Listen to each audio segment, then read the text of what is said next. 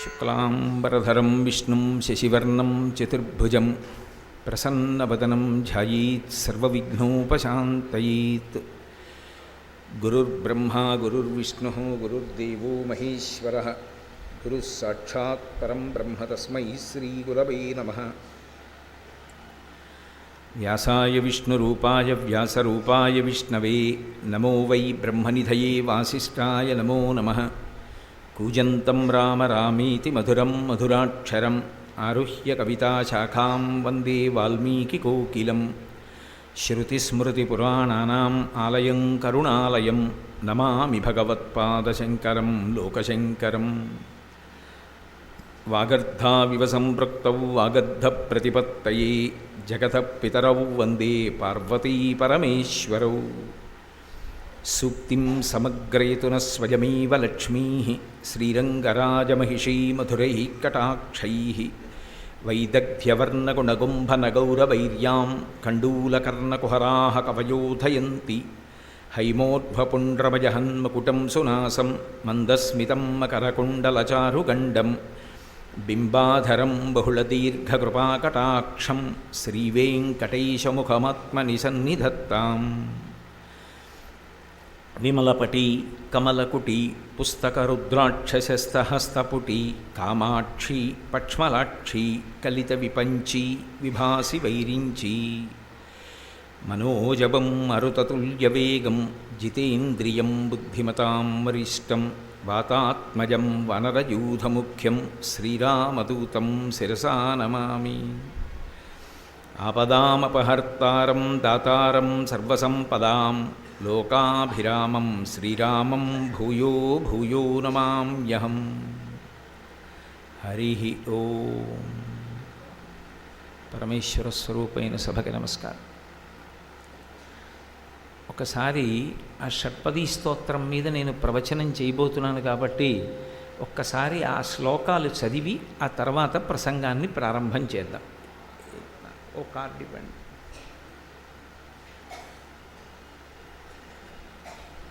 నేను చెప్తాను, మీరు కూడా చెప్పండి. అవినయమపనయ విష్ణో దమయ మనః శమయ విషయ మృగతృష్ణాం భూతదయాం విస్తారయ తారయ సంసారసాగరతః. దివ్యధునీమకరందే పరిమళ పరిభోగ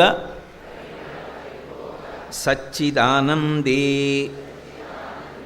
శ్రీపతి పదారవిందే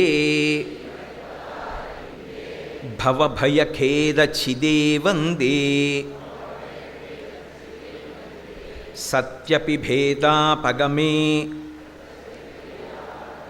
నాథ తవాహం నమామకీనస్త్వం సాముద్రో హి తరంగః క్వచన సముద్రో నతారంగః. ఉద్ధృతనగ నగభిదనుజ దనుజకులామిత్ర మిత్రశశిదృష్టే దృష్టే భవతి ప్రభవతి న భవతి కిం భవతిరస్కారః. మధ్యాదిభిరవతారైః అవతారవతావతా సదా వసుధాం పరమేశ్వర పరిపాల్యో భవతా భవతాపభీతోహం. దామోదర గుణమందిర సుందర వదనారవింద గోవింద. భవజలధి మదన మందర పరమందరమపనయ త్వం మే. నారాయణ కరుణామయ శరణం కరవాణి తావకౌ చరణౌ ఇతి షట్పదీ మదీయే వదన సరోజే సదా వసతు.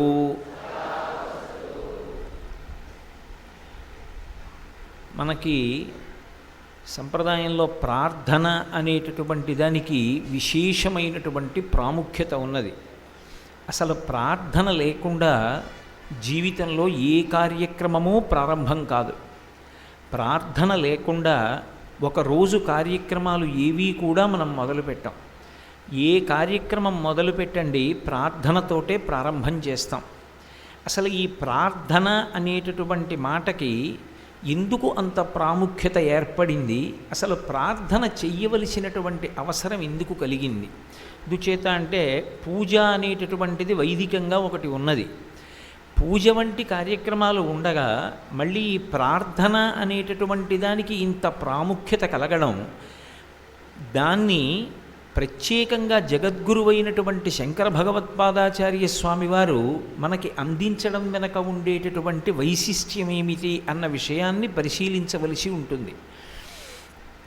దేవీ భాగవతంలో వ్యాస భగవానుడు ఒక మాట అంటాడు, కాలోహి బలవాన్ కర్త సతతం సుఖదుఃఖయో నరాణం పరతంత్రాణం పుణ్యపాపానుయోగతః అంటాడు. మనకి 3 మాటలు ఉంటాయి: కాలము, దురితము, జీవుడు. ఇవి చాలా జాగ్రత్తగా గమనించవలసినటువంటి విషయాలు. కాలము ఈశ్వరుని యొక్క రూపమే.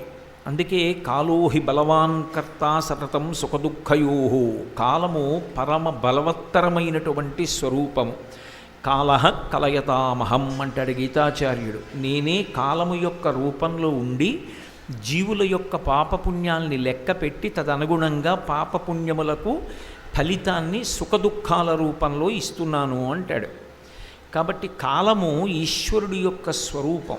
అది ఎంత బలవత్తరమైనది అంటే కాలమునందే సమస్త ప్రాణులు పుడతాయి, కాలమునందే పెరుగుతాయి, కాలమునందే పడిపోతాయి. అందున దీనిని మర్త్యలోకం అంటారు. ఒక్కొక్క లోకమునకు ఒక్కొక్క లక్షణం ఉంటుంది. ఈ లోకానికి ఉండేటటువంటి లక్షణం ఏమిటంటే, ఎంతటి మహాత్ముడు కానివ్వండి, ఆయన ఉండాలి అని మనం ఎన్ని కోట్ల మందిని కోరుకోనివ్వండి, ఈ లోకంలో పుట్టినటువంటి ఏ ప్రాణి అయినా సరే శరీరము షడ్వికారములను పొంది చిట్ట చివర ఆ శరీరం పంచభూతాల్లోకి వెళ్ళిపోతుంది. శాశ్వతంగా శరీరం ఉండడం కానీ, శాశ్వతంగా శరీరం బలంతో ఉండడం కానీ ఇక్కడ సాధ్యం కాదు. ఎంత అందమైన ప్రాణి కానివ్వండి, దాని శరీరం కాలంలో జర్జరీభూతం అయిపోతుంది. ఎంత బలవత్తరమైన ప్రాణి కానివ్వండి, కాలంలో ఆ బలమంతా కూడా సడలిపోతుంది. ఎంత జ్ఞాపక శక్తి కలిగిన విద్వాంసుడు కానివ్వండి, ఏ కామకోటి పీఠాధిపత్యం వహించినటువంటి చంద్రశేఖరేంద్ర సరస్వతి మహాస్వామి వంటి కొద్ది మందిని మినహాయింపుగా చెప్తే మిగిలిన వారి ఎవ్వరి జ్ఞాపక శక్తి అయినా సరే కాలంలో కొంతకాలం అయిపోయిన తరువాత సడలిపోతుంది. అంత త్వరగా జ్ఞాపకం రాదు. ఇంకా వయస్సుతో పాటే ఆ జ్ఞాపక శక్తి కూడా తగ్గిపోతుంది.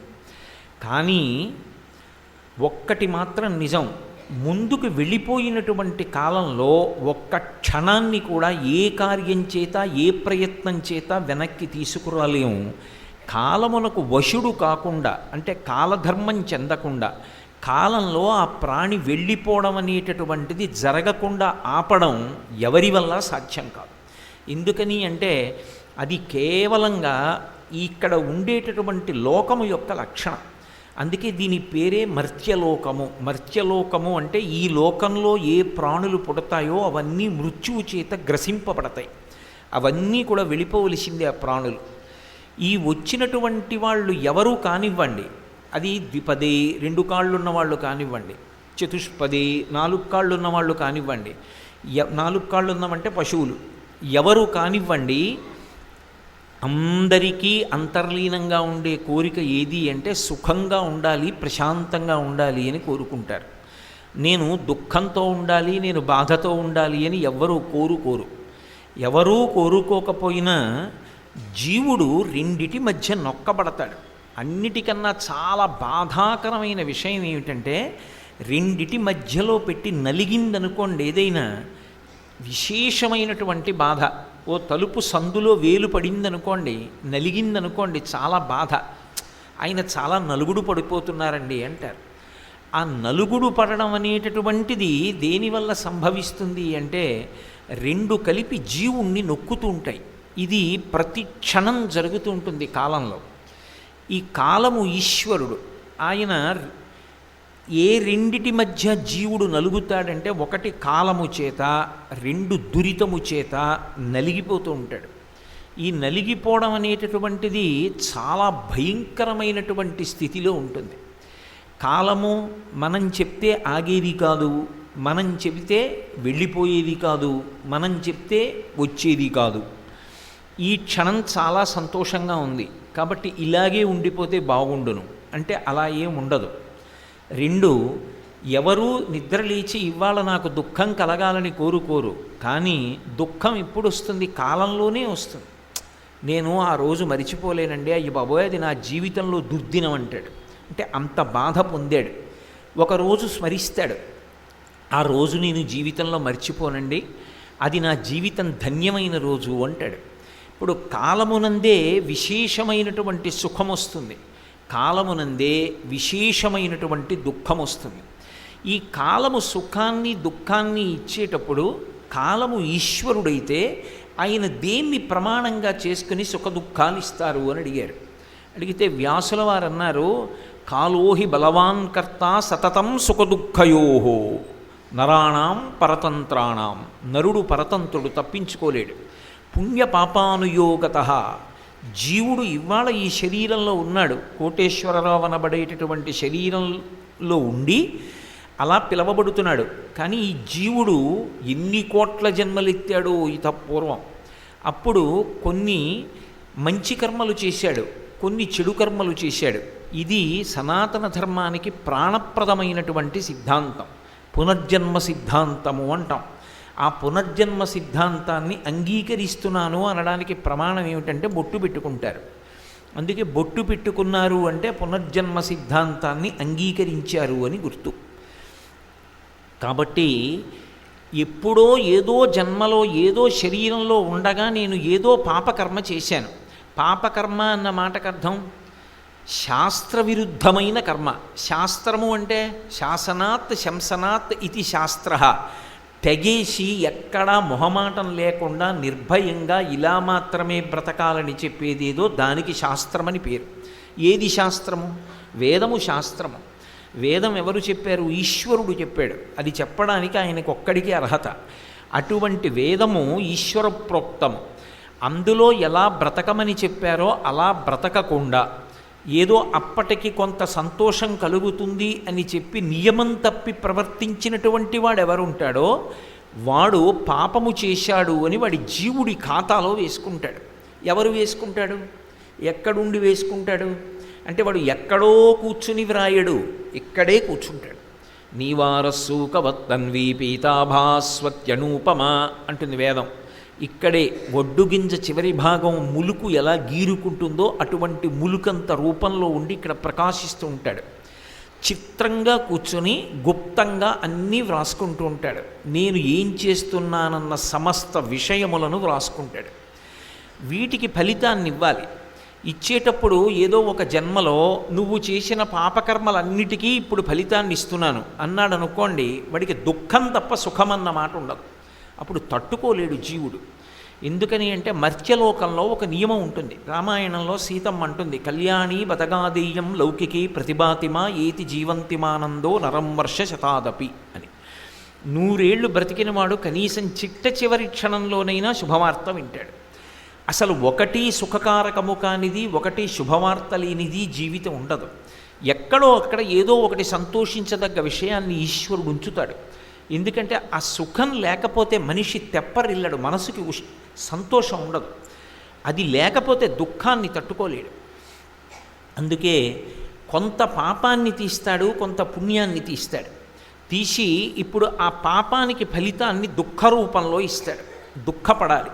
దుఃఖపడాలంటే ఇది సిద్ధాంతం, కొంచెం జాగ్రత్తగా పట్టుకోవాలి. దుఃఖపడడానికి ఒక ఉపకరణం ఉండాలి. ఆ ఆ ఉపకరణము శరీరం. ఇది లేదనుకోండి ఎలా దుఃఖపడతారు? ఇది ఉంది, ఇది ఉంది కాబట్టి దీనికి ఏదో జ్వరం వచ్చిందనుకోండి, అప్పుడు బాధపడతాడు జ్వరంతో.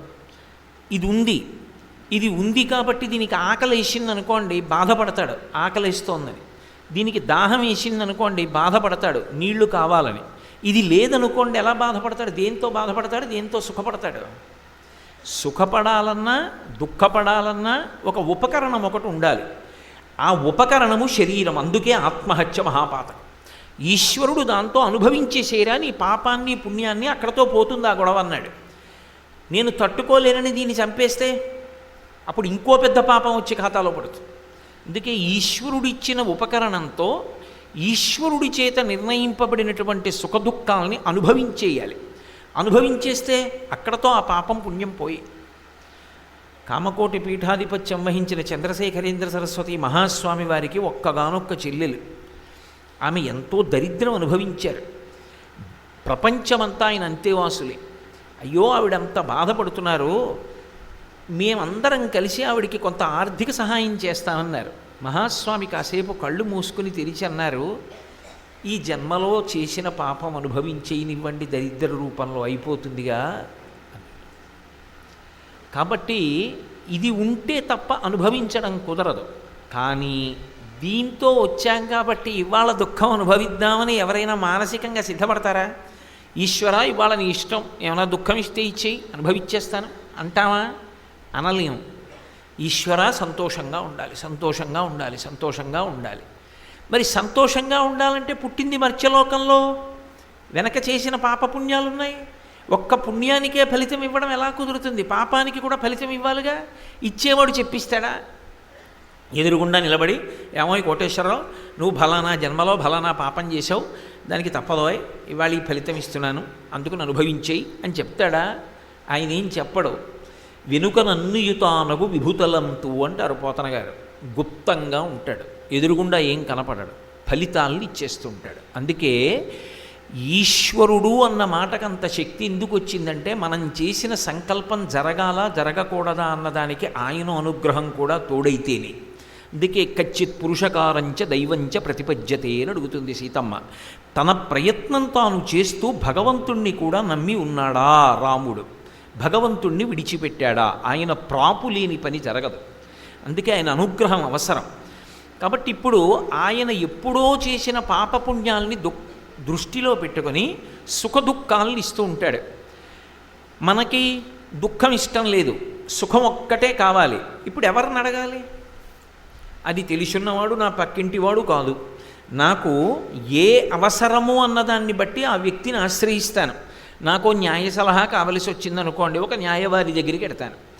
నాకు శరీరానికి అనారోగ్యం వచ్చిందనుకోండి, ఒక వైద్యుడి దగ్గరికి ఎడతాను. నాకేదో ఒక కలం కావలసి వచ్చిందనుకోండి, కళాలు అమ్మే దుకాణానికి ఎడతాను.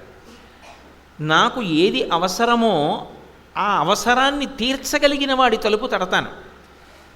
మరి ఇప్పుడు నేను గతంలో చేసిన పాపం ఏమిటో నాకు తెలియదు, పుణ్యం ఏమిటో నాకు తెలియదు. ఆ పాపానికి ఫలితం రాకుండా పోదు, నేను బాధపడవలసి ఉంటుంది. మర్త్యలోకంలో ఉన్నాను కాబట్టి తప్పకుండా ఏదో ఒక రోజున నేను ఏదో ఒక బాధ పొంది తీరవలసిందే. ఏ బాధ లేకుండా ఉండాలి, కేవలం సుఖం అనుభవించాలి. అంటే ఈ శరీరం ఉండదు, దేవతలుగా పుట్టిస్తారు. అందుకే వాళ్ళకి ఎప్పుడూ 30 ఏళ్ల వయస్సు. వాళ్ళకి దుఃఖస్పర్శ ఉండదు, వాళ్ళు ఎప్పుడూ సుఖమే అనుభవిస్తారు తప్ప వాళ్ళకి దుఃఖం ఉండదు. మనుష్యుడికి సుఖదుఖాలు రెండూ ఉంటాయి, అది అంగీకరించి తీరవలసినటువంటి సిద్ధాంతం. అయినప్పుడు నాకు అసలు ఎప్పుడూ దుఃఖం రాకూడదండి, మంచిదే.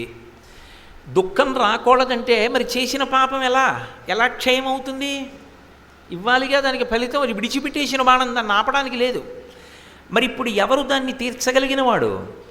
నీకు న్యాయపరమైన సలహా కావలసి వస్తే న్యాయవాది దగ్గరికి, వైద్యపరమైన సలహా కావలసి వస్తే వైద్యుడి దగ్గరికి వెళ్ళినట్టే, నువ్వు గతంలో చేసినటువంటి పాపపుణ్యములేవో నీకు తెలియవు, కానీ పాపము చేసి ఉన్నావు కాబట్టే సుఖదుఖములను అనుభవించడానికి మర్త్యలోకంలో మనుష్య రూపంతో మనుష్య శరీరంతో వచ్చావు కనుక ఇప్పుడు దుఃఖమొద్దు సుఖమొక్కటే కావాలి అంటే గతంలో చేసిన పాపం పుణ్యం తెలిసున్నవాడెవరో వాణ్ణి ప్రార్థన చెయ్యాలి.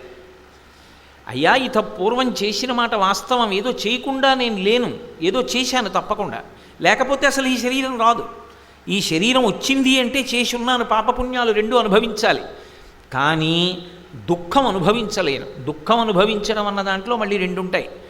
ఒకటి అనుభవించగలిగినంత దుఃఖాన్ని ఇవ్వడం, అసలు దుఃఖమే లేకుండా చేయడం. అసలు నాకు దుఃఖమే వద్దు. ఒకడు అనుభవించేస్తాను కానీ బాగా తగ్గించి, నేను ఎంతైతే అనుభవించగలనో అంత రూపంగానే ఇయ్యి, అంతకన్నా మిగిలింది తగ్గించేసి. ఇప్పుడు ఎవరిని అడగాలి? ఈశ్వరుణ్ణి అడగాలి. ఆ మాట ఈశ్వరుణ్ణి అడగాలి అంటే ఎలా ప్రార్థన చెయ్యాలి అసలు ఆయన్ని? ఆ ప్రార్థన చెయ్యడం ఎలాగో మనకి చేత కాదు కాబట్టి జగద్గురువుగా వచ్చినటువంటి శంకర భగవత్పాదులు మన కోసమని కిందకి దిగొచ్చేశారు. వారు జ్ఞానమార్గావలంబకులు. వారికి ఏమి ఇది కావాలి అది అక్కర్లేదు అన్న కోరిక వారికి ఏమి ఉండదు.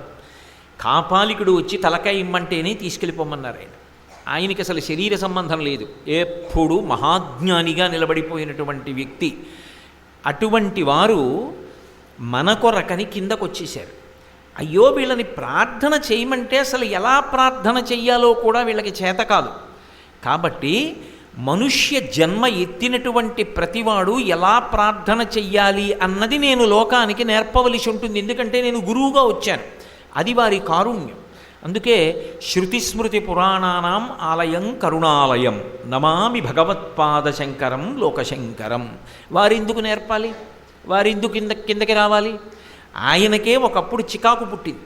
ఆయన అన్నారు, నళినీదళగత జలమతి తరళం తత్వజీవితమతిశయచపలం విద్ధిర్వ్యాధ్యభిమానగ్రస్తం లోకం శోకచ హంత సమస్తం అన్నారు. తామరాకు మీద నీటి బొట్టులా పరమచంచలమైన జీవితమా? ఇందులో ఎప్పుడూ అభిమానాలు, వ్యాధులు, రోగాలు ఇలాంటి వాటితోనా? ఈ లోకం శోకంతో చచ్చిపోయిందన్నారు. అటువంటి శంకరులు చాలా కిందకి దిగొచ్చారు. నేను చెప్పకపోతే ఎవరు చెప్తారు వీళ్ళకి? అసలు ప్రార్థన ఎలా చెయ్యాలో చెప్పాలి. అందుకని నేను ప్రార్థన చెయ్యడం నేర్పుతానని వారు క్రిందకొచ్చి ప్రార్థన ఇచ్చారు. అందుకే ఇప్పటికీ పరమ మర్యాదతో కూడుకున్నటువంటి ఒక మాట చెప్తారు. అసలు లోకంలో ప్రార్థన చెయ్యడం ఎలా అన్న అనుమానం ఉంటే శంకరాచార్యకృతమైనటువంటి షట్పదీ స్తోత్రాన్ని చదువుకోమని చెప్తారు. దానిని మించిన ప్రార్థన ఇంకా ఉండదు. ఒక మనిషిగా ఏది కోరాలో దాన్ని శంకరాచార్యుల వారు షట్పదీ స్తోత్రంలో నిరూపణం చేసి ఉంచారు. వారిలా పేరు పెట్టగలిగినటువంటి సమర్థులు అసలు బహు తక్కువ మంది ఉంటారు. అలా పేరుంచడం ఒక్క శంకరాచార్యుల వారికే సాధ్యం. ఒకసారి శివానందలహరి అంటారు. అదే అమ్మవైపు చెప్తే ఆనంద శబ్దం వేరు, సౌందర్య లహరి అంటారు. ఈ స్తోత్రానికి శంకరాచార్యుల వారు షట్పది అని పేరెట్టారు. దాని పేరు షట్పది. షట్పది అంటే 6 పాదములు ఉన్నది. ఇందులో 6 శ్లోకాలు ఉంటాయి. మరి 7వ శ్లోకం ఉంది కదండి అంటారేమో. 7వ శ్లోకం ఫలశ్రుతి. పై 6 శ్లోకాలు చదివితే ఏం జరుగుతుంది అన్నది చెప్పింది 7వ శ్లోకం. అందుకని ప్రార్థన 6 శ్లోకాల్లోనే ఉంది. 6 శ్లోకాల్లో ఉంది కాబట్టి షట్పది కాదు. 6 శ్లోకాలలోనే ఉన్నది అన్న మాటకి షట్పది అనే అనక్కర్లేదు. షట్పది అని లోకంలో ఒక ప్రాణి ఉంది. పాదము అని కదూ, 6 పాదములు ఉన్నది అంటే 6 కాళ్ళు ఉన్నది. 6 కాళ్ళున్న ప్రాణి ఒకటి ఉన్నది, అది తుమ్మెద. తుమ్మెద ఏం చేస్తుందంటే ఎక్కడ సారభూతమైన వస్తువు ఉన్నదో, ఎక్కడ తేనె ఉన్నదో అక్కడికి వెళ్ళి వాలుతుంది. వాలి ఆ మకరందాన్ని పానం చేస్తుంది. శంకరులు అంటున్నారు, షట్పది ఎవరు అంటే బయట ఉన్న తుమ్మెద కాదు, నా మనస్సు అనేటటువంటి తుమ్మెద ఇప్పుడు పరమేశ్వరుని యొక్క రూపము అనబడేటటువంటి సరోజము మీద వాలాలి. అందుకే భగవంతుడికి సంబంధించిన ఏ అవయవాన్నైనా సరే సరోజంతోటే చెప్తారు. ముఖారవిందం, పాదారవిందం, హస్తారవిందం, నయనారవిందం, హృదయారవిందం అన్నీ అరవిందాలే. అన్నీ అరవిందాలైతే ఎందుకు అలా? ముఖం అరవిందమే, కన్ను అరవిందమే, చెయ్యి అరవిందమే, పాదం అరవిందమే, హృదయం అరవిందమే, ఎలా అన్నీ అరవిందం ఎలా అవుతాయి? అరవిందం అంటే తామర పువ్వు. అన్నీ తామర పువ్వులు ఎలా ఉంటాయి అంటే తామర పువ్వు ఎక్కడ ఉంటుందో దాని మీద తుమ్మెద వాలి అందులో ఉన్నటువంటి మకరందాన్ని పీలుస్తుంది. అలా భగవంతుని మీద ధ్యానం చేసినప్పుడు ఆయన యొక్క ఏ అవయవం మీదైనా సరే 6 కాళ్ళున్నటువంటి మన మనస్సనబడేటటువంటి షట్పది వాలి అందులో ఉన్న మాధుర్యాన్ని గ్రహిస్తూ నిలబడిపోతే ఆనాడు జీవితానికి ధన్యత లభిస్తుంది. అందుకే అది షట్పది, 6 కాళ్లతో ఉంటుంది తుమ్మెద. ఇది షట్పది మనస్సు. మనస్సుకు 6 కాళ్ళు ఏమిటి? పంచేంద్రియాలు మనస్సు. పంచేంద్రియములతో కలిసినటువంటి మనస్సే తుమ్మెద. ఇది ఎక్కడ నుంచి పైకి రావాలి? ఈ షట్పది పైకి ఎగురుతూ రావాలి. ప్రార్థన కదూ, ప్రార్థన అంటే పైకి పలుకుతాం. ఇది ఎలా పైకి రావాలి అంటే చిట్ట చివర చెప్పారు శంకరాచార్యుల వారు, వదన సరోజే అన్నారు. నా ముఖమనబడేటటువంటి సరోజము నుండి తుమ్మెద బహిర్గతము కావాలి. ఎందువల్ల? ఇక్కడే ఉన్నటువంటి పరమాత్మ అనబడేటటువంటి తామర పువ్వులో ఉన్నటువంటి భక్తి అన్న మకరందాన్ని పీల్చి పరమ సంతోషంతో అది పైకి ప్రార్థన అన్న రూపంతో రావాలి. అలా వస్తుంది కాబట్టి ఇది షట్పది కాదు. ప్రార్థనగా ఈశ్వరుణ్ణి ఏదో కోరుతున్నాం కాబట్టి షట్పది. ఎవరు చేస్తారు దీన్ని?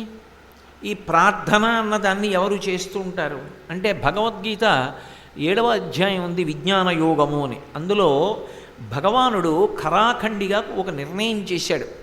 అసలు ఎన్నడూ నన్ను స్మరించని వాళ్ళు కొంతమంది ఉంటారు, వాళ్ళు పరమపాపాత్ములు అని నిర్ణయం చేశాడు. 4 పేర్లు చెప్పాడు. వీళ్ళ 4 మాత్రం ఎప్పుడూ నన్ను ఆశ్రయిస్తూ ఉంటారు అని చెప్పారు. ఈ 4కి సరిపోయేటట్టుగా శంకర భగవత్పాదులు ఈ ప్రార్థనా శ్లోకాలు ఇచ్చారు. ఎవరెవరు వాళ్ళు అంటే, చతుర్విధా భజంతే మాం జనాః సుకృతినోర్జున ఆర్తో జిజ్ఞాసురర్థార్థి జ్ఞానీచ భరతర్షభ అంటాడు 16వ శ్లోకంలో. అంటే చతుర్విధా భజంతే మాం, 4 రకాలైనటువంటి వ్యక్తులు నన్ను ఆశ్రయించి ఉంటారు. వాళ్ళు భజంతే మాం, నన్ను ఎప్పుడూ భజిస్తూ ఉంటారు, నన్ను తలుచుకుంటూ ఉంటారు, నన్ను ప్రార్థన చేస్తూ ఉంటారు. జనాః సుకృతినోర్జున, వాళ్ళు పుణ్యాత్ములు సుమా. సుకృతినోర్జున, ఆయన వాళ్ళని తక్కువ చేయలేదు. అటువంటి వాళ్ళు 4 రకాలైన వాళ్ళు ఉన్నారు. వాళ్ళెవరో తెలుసా పార్థ? ఒకటి ఆర్తో. ఆర్తో అంటే విపరీతమైనటువంటి ఆర్తి పొందినవాడు. ఆర్తి అంటే అది శరీరమునకు కలిగినటువంటి కష్టము చేతనైనా అయి ఉండొచ్చు, మనసుకి కలిగినటువంటి క్లేశము చేతనైనా అయి ఉండొచ్చు. ఒక్కొక్కసారి శరీరానికి విపరీతమైనటువంటి బాధ కలుగుతుంది. అంత బాధ కలిగిందనుకోండి, అప్పుడు కూడా ఈశ్వరుణ్ణి ప్రార్థన చేస్తాడు. ఏదో తీవ్రమైన అనారోగ్యం వచ్చింది, వైద్యశాలలో ఉన్నాడు. అప్పుడు ఏడుకొండలవాడ వెంకటరమణ గోవిందా నన్ను రక్షించంటాడు. కాబట్టి అప్పుడు ఈశ్వరుణ్ణి ప్రార్థించాడు. మనసుకి క్లేశం కలిగింది. ఏదో కూతురికి ఎన్ని సంబంధాలు చూసినా సరే నిశ్చయం అవ్వట్లేదు, పిల్లకి వయసు ఎక్కువైపోతోంది, పెళ్ళి అవ్వట్లేదు. ఇప్పుడు మనసుకి క్లేశం కలిగింది, శరీరానికి కాదు క్లేశం, మనసుకి బాధ. ఆర్తితో ఉన్నాడు. ఆ క్లేశం తొలగిపోవాలంటే పిల్లకి పెళ్ళి అవ్వాలి. క్లేశం తొలగిపోవాలంటే శరీరానికి కలిగినటువంటి వ్యాధి ఉపశమనం పొందాలి. ఇప్పుడు అటువంటి వాణ్ణి ఆర్తి కలిగిన వాడంటారు. ఆర్తి కలిగిన వాళ్ళకి ఉదాహరణ గజేంద్రుడు. ఇటువంటి వారు నన్నే ఆశ్రయిస్తారు. వాడు ఇతపూర్వం ఏం చేశాడన్నది విడిచిపెట్టు, వాడు కష్టంలో ఉన్నప్పుడు మాత్రం నన్ను పిలుస్తూ ఉంటాడు. పిలిచి ఈశ్వరా నన్ను రక్షించంటాడు. అంతకుముందు వాడు సుఖాల్లో ఉన్నప్పుడు, వాడు బాగున్నప్పుడు నన్ను పిలిచాడా పిలవలేదా పక్కన పెట్టేసేయి అర్జున. ఆ విషయం నువ్వు ఎత్తుకోకు. నే చెప్తున్నది వాడు ఆర్తిలో ఉన్నప్పుడు నన్ను పిలుస్తాడు. ఈ శ్లోకం కొంచెం చిత్రమైంది. అలా ఎలా పొసగుతుందండి అని మనకు అనుమానం వస్తుంది. ఎలా పొసగుతుందో నేను మీకు చెప్తా. ఏమిటో భగవంతుని యొక్క హృదయం అన్నది నేను మీకు ఆవిష్కరిస్తాను. కాబట్టి ఆర్తో జిజ్ఞాసు. జిజ్ఞాసువు అంటే ఆయనకి బాహ్యంలో ఏం కోరికలు లేవు. లేవు అన్న మాటకు అర్థం ఏమిటంటే కోరిక కోరుకోవలసినటువంటి స్థితి ఆయనకి లేదని కాదు, ఆయన అనుభవించడానికి సిద్ధపడ్డాడు. ఆయనకో గోరు చుట్టేసింది అనుకోండి, ఆయన అంటాడు ఏదో గత జన్మలో చేసిన పాపం ఉందని పోతోంది, బాధలో పోని అంటాడు. అంటే ఆయనకి ఓర్చుకోగలిగిన లక్షణం వచ్చింది. శాస్త్రాన్ని శాస్త్రంగా ఆయన అనుష్ఠాన పర్యంతంలోకి తెచ్చుకుంటున్నాడంటే ఇంకొంచెం బాగా పైకి ఎక్కాడు. బాగా పైకి ఎక్కి నిలబడి నాకు ఈ దుఃఖం వద్దనడగడు, నాకు ఈ సుఖం కావాలని అడగడు. మరి ఏం అడుగుతూ ఉంటాడు?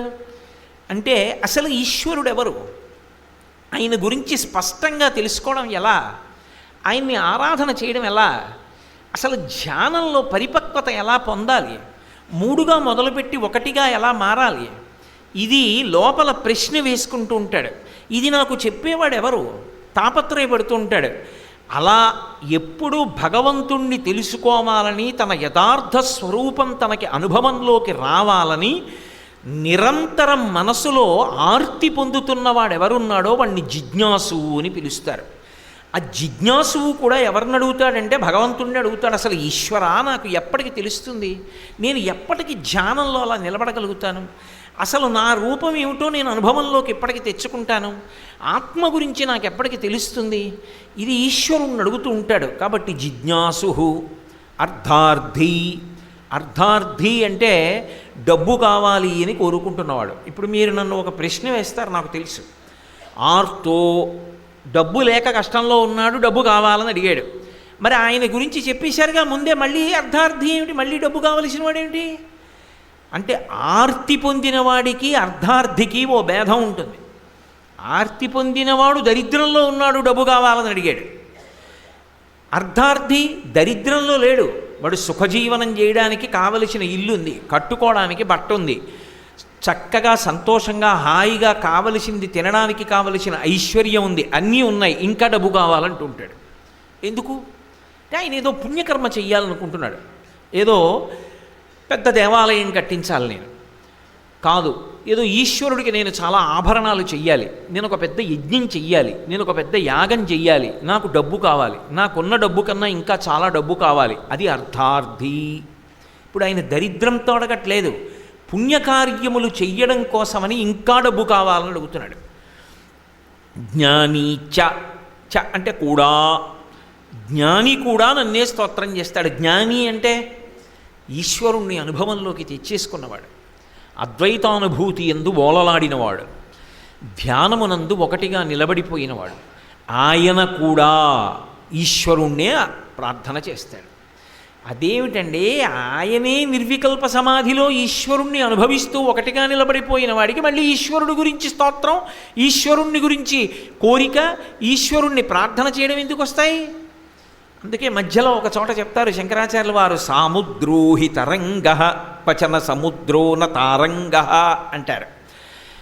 ఆయన అన్ని వేళలా నిర్వికల్ప సమాధిలో ఉండడుగా, అన్ని వేళలా తనలో తాను రమిస్తూ కూర్చోడు, బహిర్ముఖుడవుతాడు. బహిర్ముఖుడైనప్పుడు ఆయన మనందరం ఎలా ఉంటావో అలా ఉంటాడు పైకి, కానీ లోపల మాత్రం అంతటా భగవంతుణ్ణి చూస్తూ ఉంటాడు. చెట్టుగా ఈశ్వరుడు, పుట్టగా ఈశ్వరుడు, పక్షిగా ఈశ్వరుడు, తొండగా ఈశ్వరుడు, పందిగా ఈశ్వరుడు, అంతటా ఈశ్వర విభూతిని చూస్తుంటాడు. అప్పుడు రెండుగా ఉన్నాడు, ఈశ్వరుణ్ణి చూస్తున్నటువంటి సాక్షిగా ఉన్నాడు. అప్పుడు అటువంటి జ్ఞాని కూడా నన్నే ఆశ్రయిస్తాడు, నన్నే ప్రార్థన చేస్తాడు. కాబట్టి నలుగురు నన్ను ఆశ్రయిస్తున్నారు. ఇందులో మీరు ఒక విషయం ఆలోచించండి, న్యాయంగా ఉందా ఈశ్వరుడు చెప్పిన మాట? ఆర్తో మిగిలినప్పుడు అక్కర్లేదుట ఈశ్వరుడు, వాడు సుఖంగా ఉన్నప్పుడు వాడికి వాడే కర్త. నేనేనండి కష్టపడింది, ఎంత కష్టపడితే వచ్చిందనుకుంటున్నారు, ఎంత కష్టపడి పేరు ప్రఖ్యాతులు సంపాదించాను అనుకుంటున్నారు, ఈ ఉపన్యాసం చెప్పడానికి ఎన్ని పుస్తకాలు చదివాను అనుకుంటున్నారు, నేనే కర్త. ఆపద వచ్చిందనుకోండి, అకస్మాత్తుగా అన్నీ మర్చిపోయాడు అనుకోండి, తర్వాత ఏం చెప్పాలి, శ్లోకం జ్ఞాపకానికి రాలేదనుకోండి, అప్పుడు మనసులో ఈశ్వర ఇదేమిటి శ్లోకం మర్చిపోయాను, ఇవాళ శ్లోకం ఏమిటి, మొదలేమిటి, గుర్తొచ్చేట్టు చేయి ప్రార్థన చేశాడు. జరిగినంతకాలం నేనా, జరగకపోతే ఈశ్వరుడా, కష్టం వచ్చినప్పుడు ఆయన. మరి అలా ఆర్తి పొందినవాడు భక్తుడు ఎలా అయ్యాడు, నన్ను ఆశ్రయిస్తాడనంత గొప్పగా ఎలా చెప్పుకుంటున్నాడు ఈశ్వరుడు? ఎందుకు చెప్తున్నాడంటే అసలు ఆయన ఒకడు ఉన్నాడని, ఆయన అనుగ్రహం లేకుండా ఏదీ జరగదని, ఆయన అనుగ్రహిస్తే ఏదైనా చెయ్యగలడని, తాను ఆయన ముందు అల్పుడనని, ఆయన అనుగ్రహమే తనకి శ్రీరామ రక్షయని నమ్మి నిలబడ్డా లేదా ఏదో ఒక క్షణంలో? అప్పుడే కదా ప్రార్థన చేశాడు. అసలు అలా నమ్మకపోతే ప్రార్థన ఎందుకు చేస్తాడు? ప్రార్థన చేస్తే వస్తుంది ఏమిటండి అంటాడు. నాకు ఈ కష్టం ఉంది ఈశ్వరా రక్షించు అని అడిగాడు అంటే సర్వజ్ఞుడైన వాడు సర్వశక్తివంతుడైన వాడు ఒకడు ఉన్నాడని అంగీకరించాడా లేదా? అంగీకరించాడు కాబట్టి వాణ్ణి భక్తుడుగా నేను అంగీకరిస్తాను, నీకెందుకు బాధ? కాబట్టి ఆర్తో జిజ్ఞాసు గొడవలేదు. అర్ధార్థి, అర్ధార్థి విషయంలో ఎలా అన్వయం? అన్నీ ఇచ్చానుగా సంతోషంగా ఉన్నాడుగా, మళ్ళీ ఇంకా కావాలి ఇంకా కావాలి పుణ్యకర్మలు చేస్తానంటాడే. అది చిత్తశుద్ధి కొరకు ప్రయత్నం. ఇవన్నీ చేయడం దేని కొరకు అంటే కేవలం చిత్తశుద్ధి కొరకు. అందుకే కొందరు చేసేవి ఎవరికి తెలుస్తాయంటే ఒక్క గురువుగారికే తెలుస్తాయి. ఇది చెయ్యనా గురువుగారు అడుగుతాడు, ఇది చేశాను గురువుగారు అంతే. ఇప్పుడు ఏమైంది? గురువుగారు సంతోషించారంతే. ఇప్పుడు దానివల్ల ఏమవుతుందంటే చిత్తశుద్ధి కలుగుతుంది. చిత్తశుద్ధి జ్ఞానమునకు పాత్రతనిస్తుంది, జ్ఞానము పునర్జన్మ లేకుండా చేస్తుంది. కాబట్టి ఇప్పుడు అర్ధార్థి జ్ఞానీచ, జ్ఞాని నిర్వికల్ప సమాధిలో అన్ని వేళలా ఉండడం కుదరదు అని నేను మీకు ఇంతకు ముందే ప్రస్తావన చేసి ఉన్నాను. కాబట్టి ఈ నలుగురు ఎవరిని అడగాలి? నన్నే అడుగుతారు. ఆ అడిగేటప్పుడే ప్రార్థన అన్నది అవసరమవుతుంది. అందుకని ప్రార్థన అన్నదాన్ని సమస్త మనుష్య జాతికి కట్నంగా అందించారు శంకరాచార్యుల వారు, పెద్ద వరంగా అందించారు శంకరాచార్యుల వారు. అటువంటి శంకర భగవత్పాదులు ఇంత గొప్ప స్తోత్రాన్ని అందిస్తే మనకు ఒక ప్రశ్న వస్తుంది. బాగుందండి మీరు చెప్పింది, కానీ ఎప్పుడూ కోరికలు కోరవచ్చా పరమేశ్వరుణ్ణి అంటే ఒకటి బాగా జ్ఞాపకం పెట్టుకోండి. అసలు పరమేశ్వరుణ్ణి కోరికలు కోరవచ్చా అన్న ప్రశ్న అడిగినప్పుడు దానికి నేపథ్యంలో ఇంకొక ప్రశ్న వస్తుంది. కోరిక కోరితే కానీ ఈశ్వరుడికి తెలియదా? ఆ ప్రశ్న ఒకటి ఉదయిస్తుందా ఉదయించదా? నేనున్నాను, నేను ఇంత అన్నం లేకపోతే బ్రతకలేను, ఇంత అన్నం ఉండాలి, నాకు ఒక రోజున చాలా ఆకలేసింది, తినడానికి ఏమీ లేకుండా పోయింది, ఈశ్వరుడికి తెలియదా? అలా కూడా ఉందా మీ జీవితంలో? ఏం లోటుని ఇలాంటి ఉపమానాలు చెప్తున్నారు మీరు అనుకుంటారేమో. నిజంగా నా జీవితంలో తటస్థించిందో రోజున ఎవరో పలహారం పొట్లం కట్టి తెచ్చి ఇచ్చారు. ఉపన్యాసమై తిన్నగా గౌతమి ఎక్స్ప్రెస్ ఎక్కడానికి వచ్చేసాను. పాపం స్టేషన్కి తెచ్చి ఇచ్చారు. అయ్యో ఏమీ తినకుండా ఉంటే ఎలాగండి, రైల్లో తినండి అని ఇచ్చారు. నాకు మధుమేహం ఉంది, ఏదో ఒకటి తిని తీరాలి. నేనేం చేశాను, పాపం అంత ఆర్తితో వచ్చారని ఏసీ 2 టైర్లో ఉన్నాను, కిటికీల్లోంచి కనపడరు, చీకటి. తలుపు దగ్గరికి వెళ్ళి అయ్యా ఉంటానని చెప్పి రైలు కదులుతుంటే వాళ్ళ దగ్గర వీడ్కోలు తీసుకొని లోపలికి వెళ్ళి మంచి ఆకలి మీద ఉన్నాను, పలహారం చేద్దామని పొట్లం వెతికాను, అక్కడ లేదు. అడిగా, అయ్యా ఇక్కడ పలహారం పొట్లం పెట్టి వెళ్ళానండి, ఎవరన్నా తీశారా అన్నాను. ఏమో మాకు తెలియదండి అంటే మాకు తెలియదండి అన్నారు. ఎవరి పలహారం పొట్లం వాళ్ళు విప్పుకు తింటున్నారు. అసలే ఆకలి, దాని మీద మధుమేహం, నీరసం, 2 గంటలు మాట్లాడి వచ్చాను. తాగడానికి గుక్కెడు మంచినీళ్ళు లేవు, పలహారం పొట్లం మంచినీళ్ళ సీసా 2 పోయి. బెర్త్ చూస్తే అప్పర్ బెర్త్, పోనీ కూర్చోడానికి లేదు, పైన పడుకోవాలి. విపరీతమైన నీరసం, నా గుండె చప్పుడు నాకు వినపడుతోంది. ఏం చెయ్యాలి? అక్కడికి వెళ్ళి ఏదో దుప్పట్లు అవి అందించే వ్యక్తిని అడిగా, బాబు ఏమైనా తినడానికి దొరుకుతుంది ఏమిటయా అని అడిగాను. నా ఉద్దేశం ఏమిటంటే యథార్థం చెప్తున్నాను, ఎవరైనా తినడానికి వాళ్ళకి ఇస్తూ ఉంటారు కదా తినకుండా ప్యాకెట్, అలాంటిది ఏదైనా ఒకటి ఇస్తే తినేద్దామని, లేకపోతే ఓ పండు ఇస్తే తిందామని. అసలు ఎప్పుడెక్కడికి వెళ్ళినా ఎవడో ఒకడు కనబడి ఓ పండో కాయో ఇస్తాడు, ఒక్కడు కనబడలేడు. అతను అదేమిటండి బండి సికింద్రాబాద్ విడిచిపెట్టేసింది కదా, ఇక మళ్ళీ కాజీపేట వరకు హాల్ట్ లేదు, పైగా ఈ భోగీలున్న చోట క్యాంటీన్లు ఉండవు, పైగా రాత్రి ఏ 10:30కో 11కో పెడతాం, ఏం దొరుకుతాయి మీకు, ఏం దొరకవు అన్నాడు. బాబా అలా కాదయ్యా, నేను ఉండలేను నాయనా, నువ్వు ఎలాగైనా నాకు ఏదో ఒకటి మనుష్యులు తినేది ఏదో ఒకటి తెచ్చిపెట్టు అని అతనికి ఏదో డబ్బిచ్చి నించున్నాను. ఆకలి ఏం పడుకోను, వెళ్ళి వెళ్ళి వెళ్ళి వెళ్ళి వెళ్ళి వెళ్ళి ఆగింది ఎక్కడో. మీరు చెప్తే నమ్మరు, 1000 నమస్కారాలు పెట్టాడు. ఎంతమందికి ఎన్ని ఇచ్చాను అన్నది పక్కన పెట్టేసేయండి, అవన్నీ ఎందుకు, ఈశ్వరుడు ఇప్పించాడు. కానీ ఒకరోజు ఫలహారం చేయడానికి 2 ఇడ్లీలు లేవు, తాగడానికి గుక్కెడు మంచినీళ్ళు లేవు. అయ్యా మీరు తాగుతారా అని అడిగినవాడు లేడు, ఇచ్చినవాడు లేడు. ఎందుకుంటారు? అడుగుదామంటే పోని సిగ్గు విడిచి ఒక మనిషి లేడు. నిజంగా ఆ రోజు నేను పడ్డ బాధ వర్ణనాతీతం. అంత బాధపడ్డాను. అంత బాధపడితే నాకు షట్పదీయే జ్ఞాపకానికి వచ్చింది. ఓహో, ఏదో పూర్వజన్మ కర్మ పోతోంది. కానీ ఎలా? ఫలహారం దొరకకపోతే ఈశ్వరుణ్ణి ప్రార్థన చేస్తూ అలాగే నించున్నాను. కాజీపేట వచ్చాక, అయ్యా మరి మీరు తినచ్చో తినకూడదో నాకు తెలియదు, వాడు అమ్మేటప్పుడు కూడా చెప్పాడు ఇది మధ్యాహ్నం ఇడ్లీ సుమా అని చెప్పి ఇచ్చాడు, మీరు తింటే తినండి అన్నాడు. మీరు చెప్తే నమ్మరు, మధ్యాహ్నందో పొద్దున్నదో ఇడ్లీ అంటూ దొరికింది, అంతే చాలు. గబగబా 2 ఇడ్లీ తినేసి మంచినీళ్ళు తాగి పైకెక్కి పడుకుంటే ఆ నీరసానికి గాఢ నిద్ర పట్టేసి కాకినాడలో లేచాను. కాబట్టి ఒకనాడు తినడానికి ఏమీ దొరకనప్పుడు, ఆర్తి కలిగినప్పుడు ఈశ్వరుణ్ణి ప్రార్థన చేశామా లేదా? అన్ని వేళలా ఉంది కదా అని అక్కడికి రావాలనేం లేదు. ఒక్కొక్కనాడు అటువంటి విషమ పరీక్ష ఎదురవుతుంది.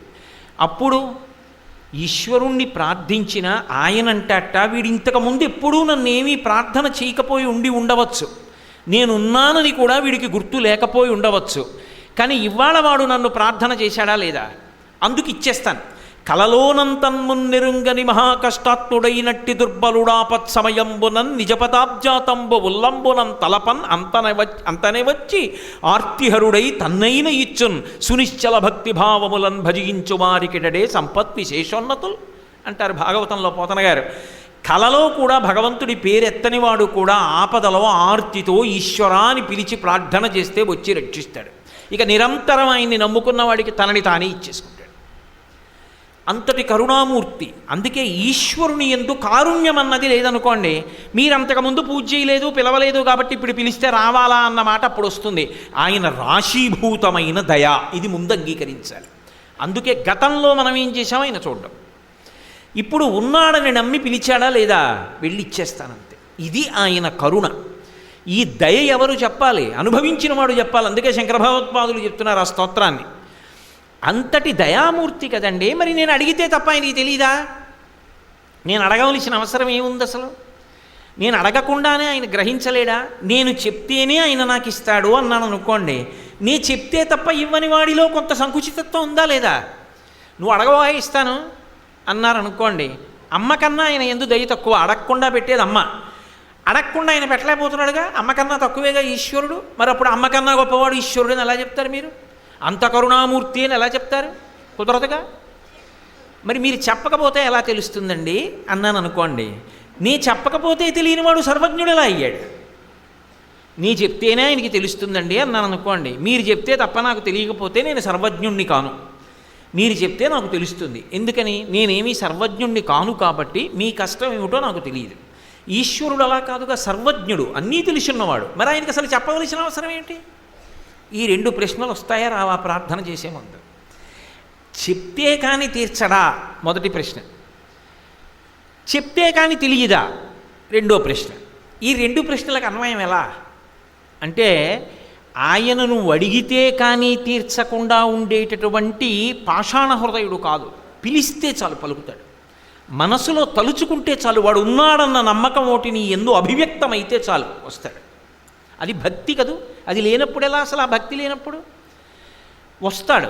మరి ఎందుకు ఆయనకి చెప్పడం అంటే, చెబితే తప్ప ఆయనకి తెలియదని కాదు, చెప్పకుండా ఉండలేక చెప్పడం. నువ్వు అడగక్కర్లేదు, నీ మిత్రుడు ఎలాగో నీకు కావలసిన పని చేసి పెట్టేస్తాడు. ఎందుకంటే నిరంతరం నిన్ను కంటిని రెప్ప కాచినట్లు ఆయన కాస్తూ ఉంటాడు. నీకే అవసరం వస్తుందో అని ఆయన జాగ్రత్త పడుతూ ఉంటాడు. ఆయనకి తెలియదేమిటి? మరి నువ్వెందుకు ఆయనకి చెప్పడం అంటే, చెప్పకుండా ఉండలేక నీ మనసు తృప్తి కొరకు చెప్పడం. ఈశ్వరుణ్ణి ఈశ్వరా నాకు ఈ కోరిక తీర్చు అని చెప్పడం ఎందుకంటే చెప్పకుండా ఉండలేక చెప్పడం తప్ప, మనం చెప్తే తప్ప ఆయనకి తెలియదని కాదు. అందుకు చెప్తాం. 2, ఇక అలా కోరికలే కోరుతూ జీవితాంతం ఉండవచ్చా? నేను యథాశాస్త్రంగా మాట్లాడాలి అంటే అది మంచి పద్ధతి కాదు. ఇక జీవితాంతము కోర్కెలమయమై జీవితం ఉండకూడదు. కానీ కోర్కెలు లేకుండా ఎవరూ ఉండలేరు. ధార్మికమైన కోర్కెలు కొన్ని ఉంటాయి. నాకు పెళ్ళవ్వాలి, తప్పు లేదు. నాకు బిడ్డలు కలగాలి, తప్పు లేదు. నాకు ఇల్లు ఉండాలి, తప్పు లేదు. నేను ఒకరి దగ్గర చెయ్యి చాపకుండా బ్రతకాలి, ఏమీ తప్పు లేదు. కానీ క్రమక్రమంగా ఆ జీవితం మెల్లిమెల్లిగా ఏ స్థితికి వెళ్ళిపోవాలి అంటే, ఏ కోర్కెలు కోరకుండా ఉండగలిగిన జ్ఞానవైరాగ్యములు పొందగలిగిన స్థితికి వెళ్ళగలగాలి. అది పండడం. అది ఎప్పుడో అప్పుడు ఆ స్థితికి చేరిపోవాలి. అలా చేరకుండా ఇక ఎప్పుడూ కోర్కెల కొరకే భగవంతుణ్ణి ఆశ్రయించడము అన్నారనుకోండి, అప్పుడు పండడము అన్న మాట ఎలా అన్వయం అవుతుంది? అన్వయం అవ్వదు. అందుకే ఒక చోటికి వెళ్ళేటప్పటికి, ఒక స్థాయికి వెళ్ళేటప్పటికీ ఇక ఏం చేస్తారంటే కేవలం ఒక జ్ఞానవైరాగ్యములను మాత్రమే అడుగుతారంతే. లౌకికమైన కోర్కెలు అడగరిహ. అందుకే జ్ఞాన వైరాగ్య సిద్ధ్యర్థం భిక్షాం దేహి చ పార్వతి అని శంకరులు. అలాగే మనకి భగవంతుణ్ణి స్తోత్రం చేసి నాకు ఈ కోర్కెలు తీర్చు అని అడిగినప్పుడు భాగవతంలో పోతన గారు ఒక అద్భుతమైన సిద్ధాంతం శుకబ్రహ్మ చేత చెప్పిస్తారు. అమరేంద్రాదుల కొల్చు భంగిజనులబ్జాక్షు సేవించగా విమల జ్ఞాన విరక్తి ముక్తి నొసగున్ వేయేల భూనాథ తత్కమలాధీశు కథాసుధారసనదీ కల్లోలమాలా పరిభ్రమము యవ్వానికినైన కర్ణయుగళి పర్వంబు కాకుండుని అంటారు. వెళ్ళి వెళ్ళి వెళ్ళి వెళ్ళి చివరికి కోరికలతో దేవతల్ని పట్టుకుని చిట్ట చివరికి ఏమవ్వాలి అంటే ఈశ్వరుడి గురించి వినడం ఎందుకు అంటే వినకుండా ఉండలేక, ఈశ్వరుడి గురించి చదవడం ఎందుకంటే చదవకుండా ఉండలేక, ఆయన గురించి వినడం ఎందుకంటే వినకుండా ఉండలేక, ఆయన్ని పూజ చేయడం ఎందుకంటే పూజ చెయ్యకుండా ఉండలేక, ఆయనని దర్శనం చేసి సంతోషించడం ఎందుకు అంటే దర్శించకుండా ఉండలేక, ప్రయోజనం ఏమి లేదు, ఇక ఏ కోరిక లేదు. ఆ స్థితికి ప్రయత్నపూర్వకంగా చేరుకో. ఒకవేళ ఏమంటే అలా చేరుకోలేకపోయాం అనుకోండి, జీవితాంతం కోరికలు ఉండిపోయాయి అనుకోండి, అప్పుడు అది తప్పు అని సిద్ధాంతం చెయ్యవచ్చా? అప్పుడు అది తప్పు అని సిద్ధాంతం చెయ్యవలసిన అవసరం ఉండదు. ఎందుకుండదో తెలుసా? అసలు కోరికలతోనైనా భగవంతుడిని పట్టుకోవడం మొదలు పెడితే భగవంతుడే ఏ కోరికలు లేని స్థితికి తీసుకెళ్ళిపోతాడు మెల్లిగా. నేను అన్న మాట పట్టుకున్నారో లేదో? అసలు కోరికలతోనైనా ఈశ్వరుణ్ణి పట్టుకోవడం మొదలుపెట్టారనుకోండి, క్రమక్రమంగా ఆయన ఏం చేస్తాడంటే ఏ కోరికలు లేని స్థితికి ఆయన ఎత్తేసి అక్కడి నుంచో పెడతాడు ఆయనే. కాబట్టి దాని మీద చర్చ ఉంటుందా అంటే ఉండదంతే ఇంకా. అందుకే మీరు శంకరుల యొక్క వాంగ్మయం మహాప్రౌఢంగా ఉంటుంది. సౌందర్యలహరిలో శంకరాచార్యుల వారు ఓ శ్లోకం చెప్తారు. అందులో అంటారు, సరస్వత్యా లక్ష్మ్యా విధిహరి సపత్నో విహరతే రతే పాతివ్రత్యం శిథిలయతి రమ్యేన వపుషా చిరంజీవన్నే వక్షపిత పశుపాశవ్యతికర పరానందాభిక్యం రసయతి రసం తద్భజనవాన్ అన్నారు. తద్భజనవాన్. అమ్మా, ఎవరు నిన్ను ప్రార్థన చేస్తున్నారో, ఎవరు నిన్ను స్తోత్రం చేస్తున్నారో, ఎవరు పూజిస్తున్నారో అటువంటి వారందరికీ కూడా కొన్ని ఫలితములు ఉంటాయి. ఏమిటి? సరస్వత్యా లక్ష్మ్యా విధిహరి సపత్నో విహరతే. అబ్బా, ఏమిటి? సరస్వతీదేవి నా భార్య కదా, ఆమె నా భార్య కనుక నా యందు ఉండవలసిన సరస్వతీ విలాసం కన్నా ఇతని యందు సరస్వతీ విలాసం ఎక్కువ ఉందే అని బ్రహ్మగారు అసూయపడవలసినంత సరస్వతీ కటాక్షం కలుగుతుంది. ఇది మొదటి కటాక్షం. అంటే దాని వలన పాండిత్యాన్ని పొందాడు, విద్వాంసుడయ్యాడు, కీర్తిని పొందాడు, సత్కారాలు పొందాడు, ఏవో బిరుదులు పొందాడు, బోళ్ళంత ధనాన్ని పొందాడు, కీర్తిని పొందాడు, భోగాలు పొందాడు, ఇన్నిటినీ పొందాడు. అయిపోయిందా? లక్ష్మ్యా విధిహరి సపత్నో విహరతే. లక్ష్మి నా భార్య కదా, కాబట్టి ఆమె విలాసం నాయందు ఎక్కువ ఉండాలి. అటువంటిది నాయందు ఉండడం కన్నా ఇతని యందు లక్ష్మీ కటాక్షం ఎక్కువ ఉందని విష్ణువు తెల్లబోయి అసూయ పొందేటంత గొప్ప లక్ష్మీ కటాక్షం అమ్మవారి భక్తుని ఎందుంటుంది. అంటే ఇప్పుడు సరస్వతీ కటాక్షానికి లక్ష్మీ కటాక్షం కూడా వచ్చింది. అది కూడా మరి కోరికలతో కూడుకున్నదేగా, అది వచ్చింది. పోనీ రెండిటితో వదిలేశారా? రతేహే పాతివ్రత్యం శిథిలయతి రమ్యేన వపుషా. ఇన్నీ ఉన్నాయి, కానీ పగలు చూస్తే రాత్రి కల్లోకి వస్తాడు. అంత భయంకరమైన రూపం. అలా ఉంటాడా? ఉండడు. అమ్మవారిని ఆరాధన చేసినవాడు ఎటువంటి రూపాన్ని పొందుతాడు అంటే రతీదేవి యొక్క భర్త అయిన మన్మధుడి కన్నా అందగాడు ఇంకొకడు ఉన్నాడని సాధారణంగా చెప్పరు. కానీ అటువంటి మన్మధుణ్ణి భర్తగా పొందిన రతీదేవి ఎప్పుడూ అనుకుంటుందిట, అబ్బా నా భర్తే అందగాడు అనుకుంటుందిట. అటువంటి రతీదేవి అమ్మవారి భక్తుడి వంక చూసి అనుకుంటుందిట, అబ్బా మా ఆయన కన్నా ఈయన చాలా అందంగా ఉన్నాడే అనుకుంటుందిట. అలా అనుకోవడం మరి పాతివ్రత్యం శిథిలం అవడం కాదు. కాబట్టి రతే పాతివ్రత్యం శిథిలయతి రమ్యేన వపుష. అంత అందమైన శరీరం వచ్చింది. ఇవన్నీ కోరికలు. అక్కడతో వదిలేశారా?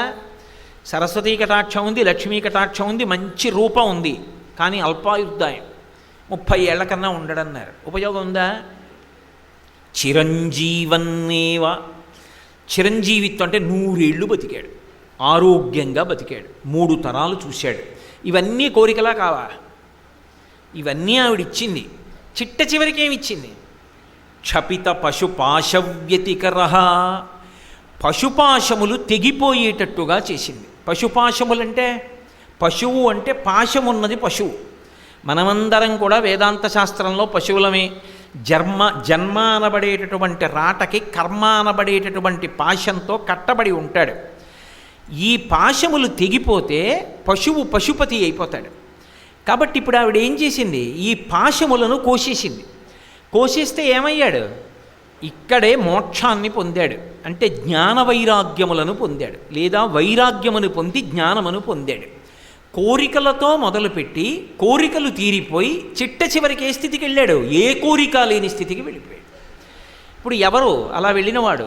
తన ప్రయత్నంతో వెళ్ళినవాడు కాదు, అమ్మవారిని పట్టుకున్నవాడు తన ప్రయత్నం లేకుండానే అలా వెళ్ళిపోయాడు. ఒక స్థితిలో కోర్కెలు, ఒక స్థితిలో ఏ కోర్కె లేని స్థితికి వెళ్ళిపోయాడు. చిరంజీవన్నీవ క్షపిత పశుపాశవ్యతికర పరానందాభిక్యం రసయతి రసం తద్భజనవాన్.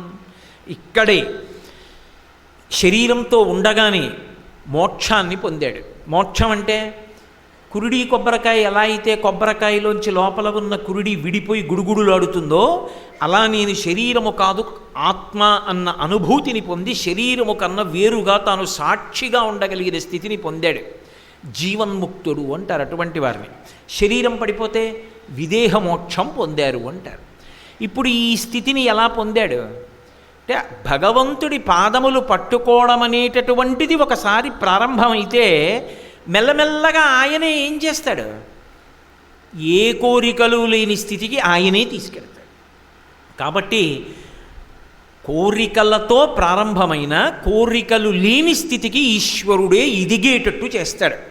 అదే ఈశ్వరుడు గురువు రూపంలో వచ్చి కూర్చున్నాడు అనుకోండి, అదో చమత్కారం. కోరికల కన్నా కూడా జ్ఞానాన్ని కటాక్షించడానికి ఎక్కువ ఉత్సాహంతో ఉంటాడు. నేను మీతో ఒక ఉదాహరణ చెప్పాలి అంటే, నారాయణ విష్ణువుగా ఉన్నారనుకోండి, స్థితికారుడై మనందరినీ రక్షిస్తూ ఉంటాడు ఎప్పుడు. అదే విష్ణువు జగద్గురువుగా కృష్ణ పరమాత్మగా వచ్చి గురువుగా నించున్నాడు అనుకోండి, అజ్ఞానం తొలగించేటటువంటి జ్ఞానాన్ని ఇచ్చేవాడిగా నిలబడతాడు. అప్పుడు జ్ఞానం కోసం వచ్చి అపేక్షించిన వారు ఎవరుంటారో వాళ్ళని చూసి మురిసిపోతాడు. అప్పుడు గురువు వైపు నుంచి ఆలోచించాలి. విష్ణువుగా ఉంటే కోరికలు తీర్చడానికి అభ్యంతరం లేదు, కృష్ణుడిగా ఉంటే కోరికలు తీర్చడానికి అభ్యంతరం ఏం లేదు. కానీ జ్ఞానం అర్జునుడికి ఇవ్వడంలో సంతోషం ఎక్కువ, జగద్గురువుగా నిలబడ్డాడు. శివుడిగా ఉంటే కోరికలు తీర్చడానికి అభ్యంతరం లేదు, దక్షిణామూర్తిగా ఉంటే అప్పుడు కూడా కోరికలు తీర్చడానికి అభ్యంతరం లేదు, కానీ ప్రధానం జ్ఞానం ఇవ్వడం. అందుకే మౌనవ్యాఖ్యా ప్రకటిత పరబ్రహ్మతత్వం యువానం వర్షిష్టాం తే వసదృషిగణైరవృతం బ్రహ్మనిష్టై ఆచార్యేంద్రం కరకలిత చిన్ముద్రమానందరూపం స్వాత్మారామం ముదితవదనం దక్షిణామూర్తిమీడే. ఇప్పుడు ఆయనే దక్షిణామూర్తి అయితే, గురుస్వరూపం అయితే జ్ఞానకటాక్షాన్ని ఇష్టపడతాడు. ఎవడు ఆ జ్ఞానం కోసం ఆశ్రయిస్తాడో వాణ్ణి చూసి ఆయన పొంగిపోతాడు. అంత మాత్రం చేత ఆయన కోరికలు తీర్చలేడని కాదు, ఆయన ఎక్కువ సంతోషించేది ఆ జ్ఞానం కోసం ఆయన పాదాలు పట్టుకున్నప్పుడు. అందుకే గురువుగా మొదట ఎవరు వస్తారంటే ఈశ్వరుడే వస్తాడు. ఈశ్వరుడు గురువుగా రాకపోతే అసలు ఆ ప్రవాహం వెళ్ళదు. అందుకే గురువు కాని ఈశ్వర రూపాలు సనాతన ధర్మంలో ఉండవు. మీరు చూడండి, బ్రహ్మగారు నారాయణం పద్మభువం వశిష్టం, అద్వైత గురు పరంపరలో బ్రహ్మగారు గురువు. విష్ణువు శ్రీకృష్ణ పరమాత్మ జగదాచార్యుడు, పరమశివుడు దక్షిణామూర్తి, అమ్మవారు సరే. అమ్మవారు గురుస్వరూపంగా గురుమండల రూపిణి. ఆ తల్లి ఎంతమందిని అనుగ్రహించిందో, కాళిదాస మహాకవిని అనుగ్రహించలా, దుర్వాసో మహర్షిని అనుగ్రహించలా, ఆర్యా దిశని చెప్పించి ఆ తల్లి గురుమండల రూపిణి. మీరు ఏ రూపాన్ని చూడండి, భగవంతుడిగా అన్నిటినీ ఇచ్చేస్తాడు. గురువుగా జ్ఞానాన్ని ఇవ్వడాన్ని ఎక్కువ ఉత్సాహంతో సంతోషంతో ఉంటాడు. కాబట్టి ఇప్పుడు శంకర భగవత్పాదులు, ఇది మీరు చాలా జాగ్రత్తగా గమనించాలి. శంకర భగవత్పాదులు పరమశివుడే, కైలాస శంకరుడే కాలడి శంకరుడిగా వచ్చారు. కాలడి శంకరుడిగా ఎందుకు వచ్చారు? కైలాస శంకరుడిగా ఉంటే సరిపోదా? అంటే కైలాస శంకరుడిగా ఉండి తాను దక్షిణామూర్తిగా కూర్చుంటే నలుగురే తన దగ్గర కూర్చోగలిగారు, నలుగురే నేర్చుకున్నారు సనక సనందనాదులు. పైగా అప్పుడు మాట్లాడలేదు, మౌనముద్ర ఇలా పట్టాడు, నలుగురికి అర్థమైంది, కోట్ల మందికి అర్థం కాలేదు. అందుకు ఏం చేశాడు? త్యక్త్వా మౌనం వటవిటపినో మూలతో నిష్పతంతి శంభోర్మూర్తిశ్చరతి భువనే శంకరాచార్య రూప. ఆ వటవృక్షం యొక్క మూల ప్రదేశాన్ని వదిలిపెట్టేశాడు, కైలాసాన్ని వదిలిపెట్టేశాడు. నేనే వీళ్ళ దగ్గరికి ఎడతాను, గంగ దగ్గరికి వాళ్ళు కాదు స్నానానికి రావడం, నేనే వెళ్ళి వాళ్ళని ముంచుతాను అని తానే బయలుదేరాడు. బయలుదేరి ఈ భారతదేశాన్ని అంతటినీ కూడా పాదచారి అయి పర్యటించారు. ఇప్పుడు జగద్గురువుగా వచ్చారు. పరమశివుడిగా కూర్చున్నవాడు దక్షిణామూర్తి అయి, దక్షిణామూర్తి శంకర భగవత్పాదులయ్యారు. దక్షిణామూర్తి దేవాలయంలో మూలమూర్తి అయితే శంకరాచార్యుల వారు ఉత్సవమూర్తి. దక్షిణామూర్తి చెట్టు కిందే ఉంటాడు, శంకరాచార్యుల వారు ఉత్సవమూర్తి. దేశమంతా తిరిగారు. తిరిగి జ్ఞానకటాక్షం చేశారు, లోకానికంతటికీ జ్ఞానం ఇచ్చారు. వారు జ్ఞాన మార్గావలంబకులు. అటువంటి శంకర భగవత్పాదులు స్తోత్రాన్ని ఇస్తే ప్రార్థన ప్రధానంగా దేని గురించి ఇస్తారు? అసలు మనుష్య జన్మ ప్రయోజనం ఏమిటో దానితో ప్రారంభం చేస్తారు కదూ. ఒక మనిషిగా ఏ ప్రార్థన చెయ్యాలో మనకి చేతకాక మనం మాయాప్రపంచంలో తిరుగుతుంటే, పునర్జన్మ కారణాలని పెంచేసుకుంటూ ఉంటే, కాదురా అసలు ఈశ్వరుణ్ణి నువ్వు ఇది అడగాలి అని మనకి నేర్పారు. ఈ ప్రార్థన ఎవరిని ఉద్దేశించి చేశారు శంకరాచార్యుల వారు? మనమేమీ దాంట్లో మళ్ళీ నిర్ధారణ చెయ్యక్కర్లేదు, ఆయనే ప్రారంభంలోనే చెప్పారు. అవినయమపనయ విష్ణో, శ్రీ మహావిష్ణువు యొక్క ప్రార్థనతో ప్రారంభం. ఏమి విష్ణువునే ఎందుకు ప్రార్థన చేయాలి, శివుణ్ణి ప్రార్థన చేయకూడదా? శంకరాచార్యుల వారే పరమశివావతారం కదా, మరి శివస్తోత్రం ఆయనే చేయొచ్చుగా, శివుణ్ణి ప్రార్థించచ్చుగా. మరి శివుణ్ణి ఎందుకు ప్రార్థించలా అంటే మీరు ఇందులో ఒక గంభీరమైన విషయాన్ని గమనించవలసి ఉంటుంది. మనం స్థితుల గురించి చెప్పినప్పుడు, అవస్థల గురించి చెప్పినప్పుడు, జాగృతావస్థకంతటికీ కూడా అధిపతి ఎవరు అంటే శ్రీ మహావిష్ణువు. జాగృత్ అంటే మనసొక్కటి పని చేయడం కాదు, ఇంద్రియములతో కలిసి మనసు పనిచేయాలి. అందుకు షట్పది. ఇంద్రియములతో కలిసి అంటే మనసు స్వప్నంలో కూడా పనిచేస్తుంది.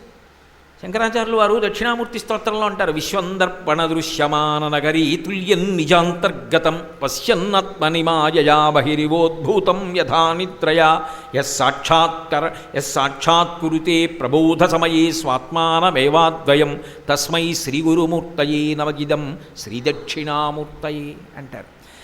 నేను రాత్రి పడుకున్నాను అనుకోండి, నాకు ఒక కల వచ్చింది.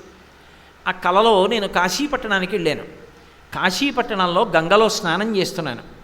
చాలా చల్లగా ఉన్నాయి నీళ్లు, ఉంటే ఉన్నాయి కానీ అబ్బా గంగ, ఈ గంగలో స్నానం చేస్తున్నాను, ఏమి భాగ్యవంతుణ్ణి నేను అనుకుని గంగలో మునక వేస్తున్నాను. ఏదో చేప నా శరీరానికి తగిలింది. ఉలిక్కిపడి దాన్ని ఏమిటో అని ఇలా తోసుకోవడంలో ఉలిక్కిపడి పైకి లేచాను. ఇప్పుడు నేను స్వప్నంలో కాశీపట్టణానికి వెళ్ళాను, స్వప్నంలో గంగలో స్నానం చేశాను, గంగా నదిలో స్నానం చేస్తుంటే చేప నా కాలుకు తగిలిన అనుభూతిని పొందాను. నిజంగా నా శరీరం వెళ్ళి ములిగిందా? కానీ అనుభూతి ఉందా లేదా? అనుభూతి ఎందుకుంది? ఇంద్రియములు లేవు అప్పుడు, కాళ్ళు చేతులు నిజంగా వెళ్ళి మునగలేదు, మనస్సుతో ములిగాను.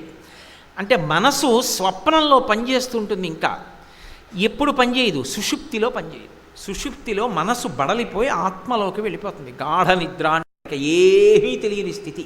ఇప్పుడు ఆత్మ ఒక్కటే ఉంటుంది. అది యోగి నిర్వికల్ప సమాధి.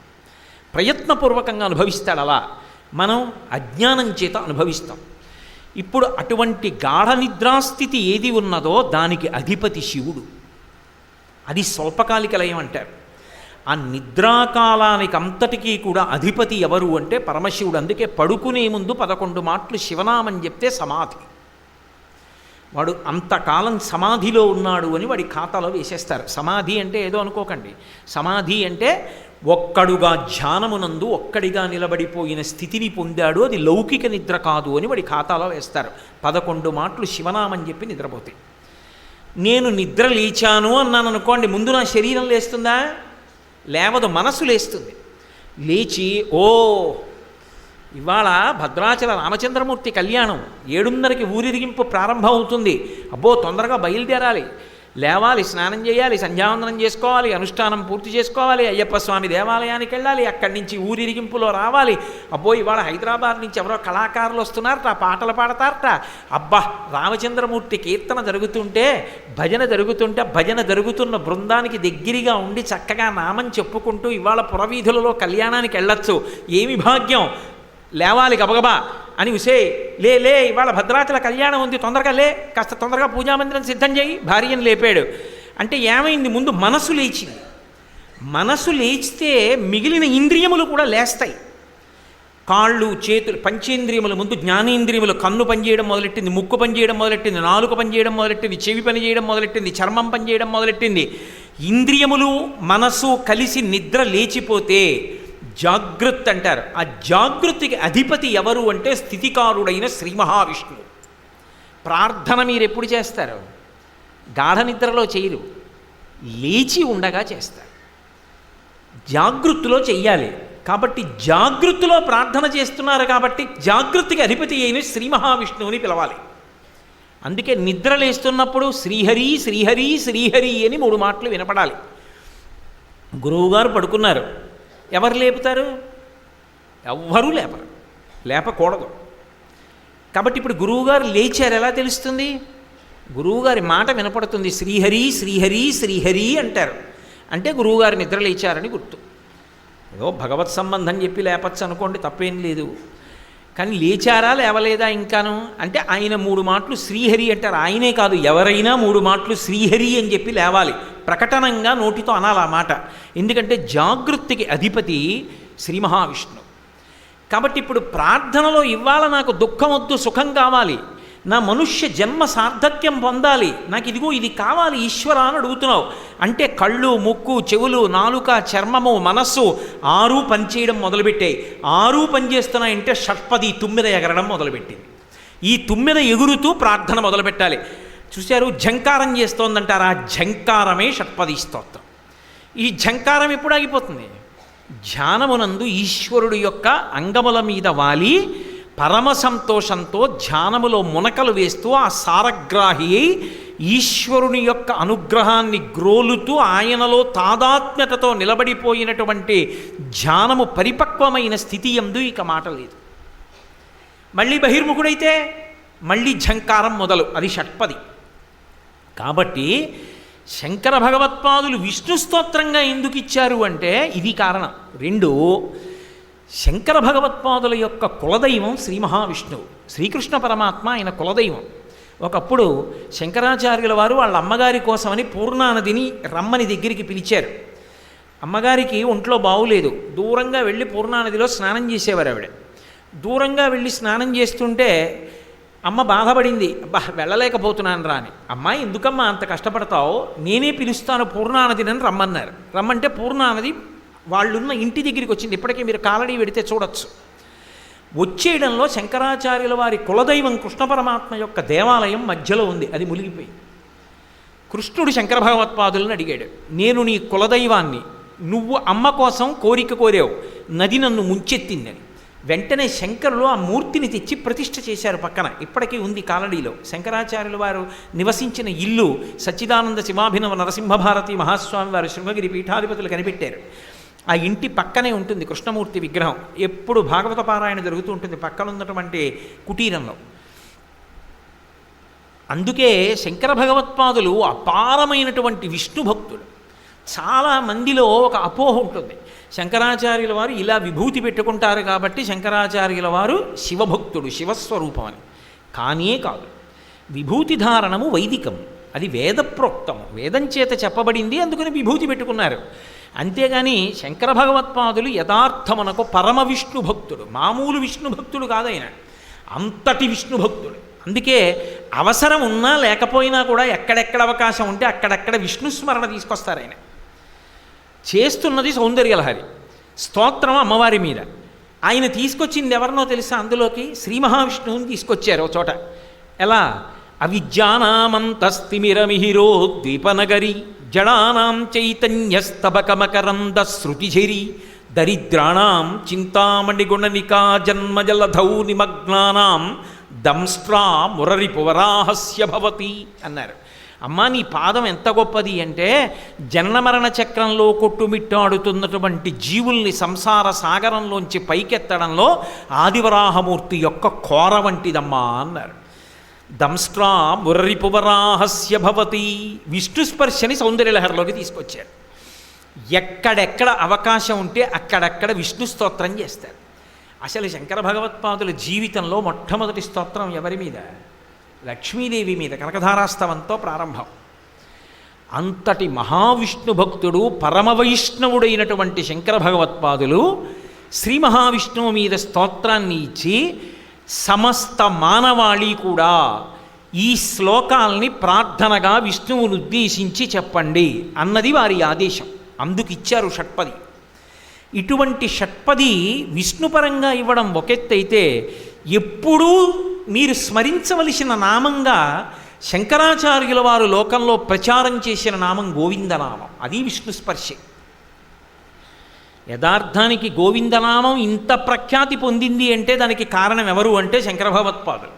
భజ గోవిందం గోవిందం భజ మూఢమతే సంప్రాప్తే సన్నిహితే కాలే నహి నహి రక్షతి డుక్రుంకరణే. గోవిందా గోవిందా గోవిందా అనరా అని లోకంలో ప్రచారం చేసిన మహానుభావులు శంకర భగవత్పాదులు. కానీ హరహర మహాదేవ శంభో శంకర ఇది లోకంలో ప్రచారం చేసిన వారు జ్ఞాన సంబంధనాయనారు దీన్ని ప్రచారం చేశారు. గోవిందనామాన్ని శంకర భగవత్పాదులు ప్రచారం చేశారు. అటువంటి శంకరులు ప్రార్థనని ప్రారంభం చేస్తూ ఆయన చేసినట్టుగా చేసి, ఎందుకని ఉరేమి అందరూ ఇలా చెయ్యండ్రా అన్నారనుకోండి, ఏ నా బోటిగాడో పైకి లేస్తాడు, అబ్బో చేశాను లేవయా నువ్వు చేయి ముందు అంటారు. ఎందుకనంటే మంచి తెలుసుకోవడం కన్నా అవతలవాడికి పేర్లు పెట్టడంలో ఉత్సాహం చాలా ఎక్కువ ఉంటుంది లోకానికి. అందుకని పెద్ద చెప్పొచ్చావులే నువ్వు ధరించావా అంటాడు. అందుకే మీరు చెయ్యండి అని శంకరులు అనలేదు, నేను చేస్తున్నాను అన్నారు. మదియే నేను అన్నారు. ఇప్పుడు నేను అని శంకరులు వదిలేశారు, తన పేరు చెప్పుకోలేదు. ఇప్పుడు అదే శ్లోకాలు నేను చదివా, నేను అన్నాను. ఇప్పుడు ఎవరికి వస్తుంది ఆ ఫలితం? నాకు వస్తుంది. నేనెవరు? నిశాని. నాకు 2 ఎకరాల పొలం కావాలి, పరమదరిద్రుణ్ణి, నాకు రాదు. చదువు వచ్చిన వాడితో కలెక్టర్ గారికి ఒక పెద్ద దరఖాస్తు పెట్టించాను. ఆయన అబ్బో అద్భుతంగా రాశాడు, నా దరిద్రం అంతా వర్ణిస్తూ. ఆఖరణ నేనేం చేశాను, ఆయన అంత బాగా రాశాడని కూడా నాకు తెలియదు. ఓ నిశాని వేస్తాను, వేలుముద్ర. చాలా బాగా రాశాడండి, ఆయనకి ఇవ్వండి అంటుందా కలెక్టర్ గారు? అయ్యో పాపం ఇంత కష్టంలో ఉన్నాడని వేలుముద్ర వేసిన వాడికి ఇస్తుందా? వేలుముద్ర వేసిన వాడికి ఇస్తారు ఆవిడ. అలాగే ఇప్పుడు నాకు అసలు ప్రార్థన చేయడమే రాదు, అసలు ఈ స్థితిలో ఉన్నానని నాకు తెలియదు, చాలా సంతోషంగా ఉన్నానని నేను అనుకుంటున్నాను. అయ్యయ్యయ్యయ్యో ఇలా ప్రార్థన చేయరా పాడైపోతావు, లేకపోతే మనుష్య జన్మ పాడైపోతుందంటే శంకరాచార్యులు వారిని చూపుడు వేలు చూపించి పేరెడతాను. అందుకని తన పేరు మీద తాను చేస్తున్నట్టుగా స్తోత్రమిచ్చి ఇలా వాడు చదువుకుంటే వాడు తరిస్తాడని చెప్పకుండా చెప్పి మనని ఉద్ధరించిన కరుణామూర్తి శంకర భగవత్పాదులు. అందుకని ఆ స్తోత్రం ప్రారంభం చేస్తూ ఆయన అన్నారు, అవినయమపనయ విష్ణో అని మొదలుపెట్టారు. విష్ణో సర్వవ్యాపకుడైనటువంటి వాడా, జాగృత్ అనబడేటటువంటి అవస్థకంతటికీ కూడా అధిపతి అయినటువంటి వాడా, ఓ విష్ణు అంతటా వ్యాపించినటువంటి వాడా నన్ను అనుగ్రహించు, నాకేం కావాలి మొట్టమొదట అంటే శంకరుల స్తోత్రం అకారంతో మొదలైంది. ఆ పరబ్రహ్మవాచకం. యో వేదాదౌ స్వర ప్రోక్తో వేదాంతే చ ప్రతిష్ఠిత తస్య ప్రకృతి లీనస్య యత్పరః సమహేశ్వర అని కదూ. అకారం అంత గొప్ప వాచకం. ఆతో మొదలుపెట్టారు. మొదలుపెట్టి ఆయన మొట్టమొదట ఇమ్మని అడిగింది ఏది అంటే అవినయమపనయ విష్ణో, నాకు ఇది ఇవ్వండి అనలేదు, ఇది తీసేయండి అన్నారు. అది ప్రార్థనలో చమత్కారం. ఎక్కడైనా ప్రార్థన మొదలైతే నాకు ఇది ఇవ్వండి అని మొదలవుతుంది. శంకరాచార్యుల వారి ప్రార్థన ఇది తీసేయండి అని మొదలయ్యింది. ఎందుకని? ఏది ఉంటే అసలు ఇలా అనడో, ఏది లేకపోతే ఇలా అంటాడో, ఆ లేనిదేదో అది రావాలి అంటే ఏది ఉన్నదో అది పోతే తప్ప రాదు. ఇది ఆయన సిద్ధాంతం. అహంకారము నో మాట. అహంకారం నేర్చుకోవడానికి ప్రత్యేకంగా శిక్షణా తరగతులకు ఎవరిని పంపించరు. ఏమంటే పాపం ఆయనకి అస్సలు మా పిల్లలకి అహంకారం రావట్లేదండి, ఎక్కడైనా చెప్తారు ఏమిటండి అని ఎవరైనా అడుగుతారా? ఎవ్వరూ చెప్పక్కర్లా. వాడికి నోటంట మాటలు రావడం మొదలవ్వాలి, కానీ తోబుట్టు కూడా పెట్టడం నాది అంటాడు. నాది అనేటప్పటికీ ఎంత మురిసిపోతాం చూసారా, వాడు ఎలా అంటున్నాడో నాది అంటున్నాడండి, దాచుకుంటున్నాడు అంటాం. అసలు మొట్టమొదట అక్కడ మొదలు నీ కళ్ళేవి, ఇలా నా కన్ను. మీరు చూడండి పిల్లలు ఎంత స్వచ్ఛమైన హృదయంతో ఉంటారంటే, నాన్న నీ ముక్కేది అంటుంది అమ్మ అంటే వాడు అమ్మ ముక్కు చూపిస్తాడు, తన ముక్కు చూపించాడు, అమ్మ ముక్కు చూపిస్తాడు. వాడికి అమ్మ ముక్కే తన ముక్కు మొదట్లో. కానీ చెప్పగా వాడు ఏమంటాడంటే నీ ముక్కేది అంటే ఇలా అంటాడు, ఇది అంటే నీ ముక్కు అంటాడు. అప్పుడు అది ఆ ముక్కు తన ముక్కు కాదు, నాది అన్నది మొదలవుతుంది. ఇక అక్కడి నుంచి నేను, ఇంకక్కడి నుంచి అహంకారం. ఇలా చూపించే బాబోయ్ నేను దాని గురించి చెప్పక్కర్లేదు, అల్లరంతా అక్కడే ప్రారంభం. ఈ ముందు అహంకారం అనేటటువంటిది పోతే తప్ప, నా అంతవాణ్ణి నేనన్న మాట పోతే తప్ప ఈశ్వరానుగ్రహము ప్రసరించదు. అనుగ్రహము కిందకి రావాలి, పైనుంచి కిందకి రావాలి అంటే నీరు పల్లమెరుగు నిజము దేవుడెరుగు. నువ్వు ఇలా తల వంచగలిగితే చాలు వినయంతో. ఇలా వంచడం నీకు చేత కాకపోవడానికి ఎన్ని కారణాలైనా ఏ అభ్యాసం లేకుండా వచ్చేస్తాయి. అంటే నేను ఈ విషయం మిమ్మల్ని ఉద్దేశించి చెప్పట్లేదు, నా బోటిగాడికి నేను చెప్పుకోవడం. నేను చాలా పొడుగ్గా ఉంటాను, ఓ అహంకారం. నేను తెల్లగా ఉంటాను, ఓ అహంకారం. నాకు 2 పద్యాలు వచ్చు, అదో అహంకారం. నేను 1 గంట మాట్లాడగలను, అదో అహంకారం. నాకేమీ తెలియదు, అదో అహంకారం. నాకు అసలు ఏమీ తెలియదండి, నేనేం పట్టించుకోనండి, అదో అహంకారం. అసలు అహంకారంగా ఉండడానికి కారణం ఎందుకు? ఏ కారణం అక్కర్లేదు అహంకారానికి. అహంకార పరిత్యాగానికి చాలా ప్రయత్నం ఉండాలి, అదేం అంత తేలికైన విషయం కాదు.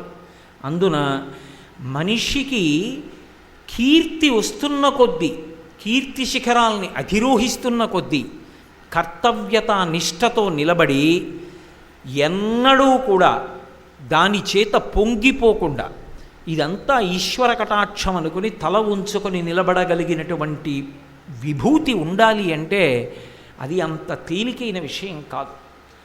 అక్కడ ఎంతంత పెద్దవాళ్ళు కూడా పడిపోతూ ఉంటారు. రామకృష్ణ పరమహంస ఓ మాట చెప్తుండేవారు. ఒక శిష్యుడు నీటి మీద నడిచి యువతల ఒడ్డు నుంచి అవతల ఒడ్డుకు వస్తున్నాడు. గురువుగారు తెల్లబోయారు. అరే నా శిష్యుడు వీడు ఇలా వచ్చేస్తున్నాడు ఏమిటి నీళ్ల మీద, ఎప్పుడు నేర్చుకున్నాడు ఈ విద్య, నేను నేర్పలేదే, వీడికి సిద్ధులు ఎలా వచ్చాయి అని తెల్లబోయారు. శిష్యుడు గబగబా వచ్చి ఒడ్డునున్నటువంటి గురువుగారి కాళ్ళ మీద పడిపోయాడు. గురువుగారు చూశారు. ఎవరెవరెవరు ఎంత ఆశ్చర్యం రా, నీటి మీద నడిచి వచ్చావా, ఎలా వచ్చావురా అన్నారు. గురువుగారు నేను రాలేదండి, మీ పేరు రాసి కాగితం మీద చేత్తో పట్టుకుని మా గురువుగారు గురువుగారు గురువుగారు గురువుగారు అంటూ నడిచి వచ్చాను, మీ పేరు నన్ను నడిపించింది గురువుగారు అన్నాడు. గురువుగారు తెల్లబోయాడు. ఇంత శక్తి నా పేరుకి అని వెంటనే తాను కూడా ఏం చేశాడంటే నేను నేను నేను అంటూ నీళ్ళల్లోకి వెళ్ళాడు. మెల్లిగా కాళ్ళు మునిగిపోయి తొడల వరకు వచ్చి వెనక్కి వచ్చాడు. నేను అంటే గురువుగారే వెళ్ళలేకపోయాడు, మా గురువుగారు గురువుగారు అన్నవాడు నీళ్ళ మీద వెళ్ళిపోయాడు. వినయం ఎక్కడుంటుందో అక్కడికి ఈశ్వరుని యొక్క అనుగ్రహ ప్రసరణం ఉంటుంది. అసలు ఆ వినయం లేని చోట ఈశ్వరానుగ్రహం కాదు, ఎవరి యొక్క అనుగ్రహమో ప్రసరించదు. ఎక్కడ తల దించి నిలబడగలడో, నేనెంతవాణ్ణండి అని అనగలడో అటువంటి వాడు మహితాత్ముడు. వాడు ఎంత పెద్ద స్థితికైనా ఎదగగలడు. నేను మీతో ఈ సందర్భంగా ఒక మాట చెప్పవలసి వస్తే, ఆల్ఫ్రెడ్ టెన్నిసన్ అని, మీరు మన దేశంలో వాళ్ళని మన దేశం వాళ్ళు కీర్తించడం పెద్ద విశేషం కాదు. ఆల్ఫ్రెడ్ టెన్నిసన్ గురించి మీ అందరూ వినే ఉంటారు. ఆయన అనేకమైనటువంటి కవితలు చేశాడు ఆంగ్ల భాషలో. అటువంటి టెన్నిసన్కి మనవడు ఉండేవాడు. ఆయన హాలామ్ టెన్నిసన్ అని, ఆయన పేరు కూడా టెన్నిసన్. ఆ హాలామ్ టెన్నిసన్కి ఒకప్పుడు ఒక అనుమానం వచ్చింది లండన్లో ఉండగా. ఆయన ఒక విషయాన్ని చదివాడు. అప్పట్లో ఆచార్య వినోబా భావే ఉండేవారు. వినోబా భావేకి ఆ పేరు ముందు బిరుదునామాన్ని ఆచార్య అన్న మాట కలిసేటట్టు చేసిన వారు మహాత్మా గాంధీ. ఆయన పెట్టుకోలేదు, మహాత్మా గాంధీ గారు పెట్టారు ఆచార్య అన్న బిరుదునామాన్ని. అందుకని ఆచార్య వినోబా భావే అని పిలిచారు. ఆయనకి ఒకప్పుడు ఒక మనసులో సంకల్పం కలిగింది, అరే ఇంతమంది ప్రజలు దరిద్రంలో ఉన్నారే, ఇంత గొప్ప భారతావని సుజలాం సుఫలాం మలయజ శీతలాం సస్యశ్యామలాం, అందరికీ తలకో ఎకరం భూమి ఉంటే చాలు, ప్రజలు ఆకలితో చచ్చిపోక్కర్లేదు. కానీ కొంతమంది దగ్గరే భూమి ఉండిపోయింది. బలవంతంగా తీసుకోవడం కాదు, భూమి లేనివాడి కష్టం ఏమిటో చెప్పి భూమి ఉన్నవాడి దగ్గర ఇప్పించాలి అనుకున్నారు. 12 భాషల యందు నిష్ణాతుడు ఆచార్య వినోబా భావే. ఫ్రెంచి భాషతో కలిపి 12 భాషలు వచ్చాయి ఆయనకి. ఆయన భారతదేశంలో కాలినడకన తిరిగినటువంటి ప్రాంతం 70,000 మైళ్ళు. ఆయన చేసిన ప్రసంగాలు కొన్ని వేల ప్రసంగాలు చేసి 12 భాషల్లో మాట్లాడి 70,000 మైళ్ళు 14 సంవత్సరములు నడిచాడు ఒక చోట ఉండకుండా. అది కూడా ఆశ్చర్యం ఏంటో, ప్రారంభం ఎక్కడో తెలుసా? ఆంధ్రప్రదేశ్ నల్గొండ జిల్లా పోచంపల్లిలో మొదలుపెట్టారు ఆయన. పోచంపల్లిలో ఆయన మొట్టమొదటి ప్రసంగం అక్కడే ప్రారంభం, భూదానోద్యమం మీద. అక్కడ ఉన్నటువంటి భూమి లేని పేదవాళ్ళందరూ వినోబా భావే దగ్గరికి వచ్చి ఒక మాట అన్నారు, అయ్యా మాకు 1 ఎకరం ఉంటే చాలు, మేము 80 మంది ఉన్నాం ఇటువంటి వాళ్ళం ఈ ఊళ్ళో, మాకందరికీ తలో ఎకరం చప్పున 80 ఎకరాలు ఉంటే మేమందరం అన్నం కోసం చచ్చిపోక్కర్లేదన్నారు. ఆయన ఒక ప్రసంగం, మొదటి ప్రసంగం పోచంపల్లిలో చేశారు. చెయ్యగానే ఒకే భూస్వామి వచ్చి 100 ఎకరాలు ఇచ్చేశాడు. ఉత్తరప్రదేశ్లో అయితే ఒక వ్యక్తి ఒక గ్రామాన్నంతటినీ ఇచ్చేశాడు. పంచిపెడుతూ వెళ్ళిపోయినటువంటి వినోబా భావే 14 సంవత్సరముల పాటు 70,000 మైళ్ళు భారతదేశంలో పాదచారిగా తిరిగితే 42 లక్షల ఎకరాల భూమిని సంపాదించారు. చట్టం ద్వారా కాదు, తన ప్రసంగాల ద్వారా దానంగా తీసుకున్నారు. ఎంత? 1 ఎకరం 2 ఎకరాలు కాదు, 42 లక్షల ఎకరాల భూమి. 42 లక్షల ఎకరాల భూమిలో అప్పటికి 40 లక్షలు పూర్తయింది. పూర్తయి వచ్చిన భూమిని వచ్చినట్టుగా పేదలకి దానం చేస్తూ ఆయన భారతదేశం అంతా పర్యటిస్తున్నాడు. ఈ విషయాన్ని విన్నాడు ఆల్ఫ్రెడ్ టెన్నిసన్ మనవడు, ఆయన టెన్నిసన్నే పేరు. ఆయన అసలు ఇదేం విచిత్రం రా, ప్రపంచంలో ఎక్కడ చదవలేదు. ఒక బడుగు శరీరంతో ఉన్నటువంటి వ్యక్తి గడ్డం పెంచుకుని 14 భాషల్లో మాట్లాడుతూ ఏకంగా ఇన్నేళ్లు తిరుగుతూ ఇంత భూమి సంపాదించాడా?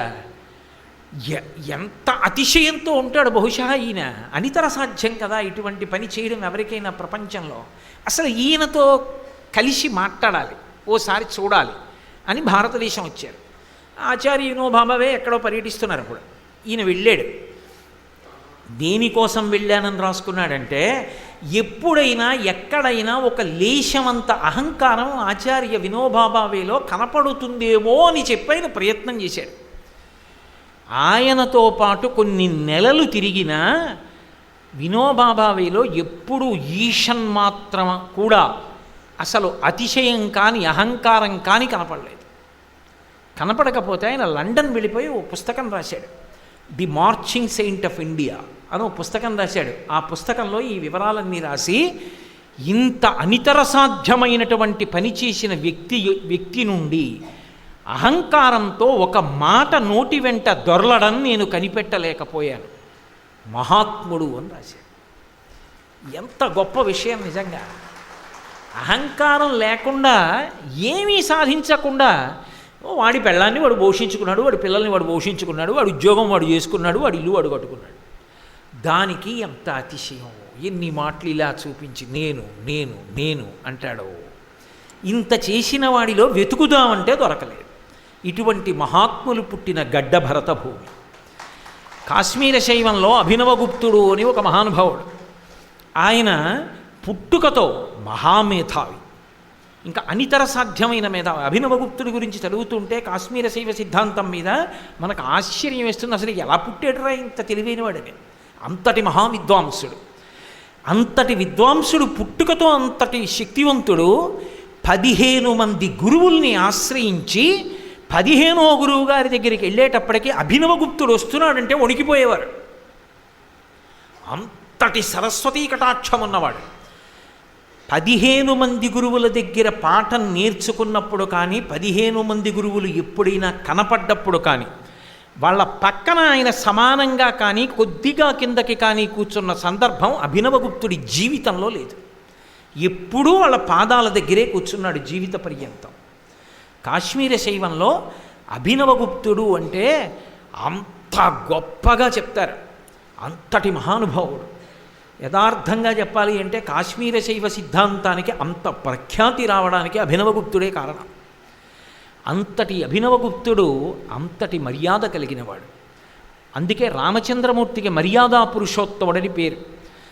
మర్యాదానాంచలోకస్య కర్త కరయితాచ సహా అంటారు. హనుమ మాట్లాడుతూ రాముడి గొప్పతనం ఏమిటయా చెప్పంది సీతమ్మ.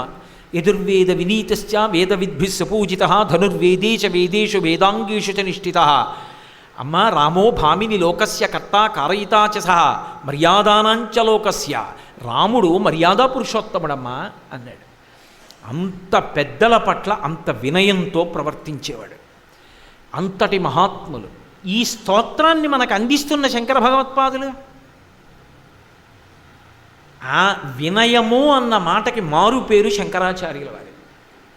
రాముడు ఎంత వినయమో శంకరులంతే వినయం. హనుమ ఎంత వినయమో శంకరులంతే వినయం.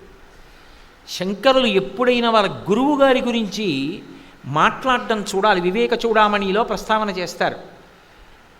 నిజంగా గురువు గురించి మాట్లాడితే అలా ఉంటుంది.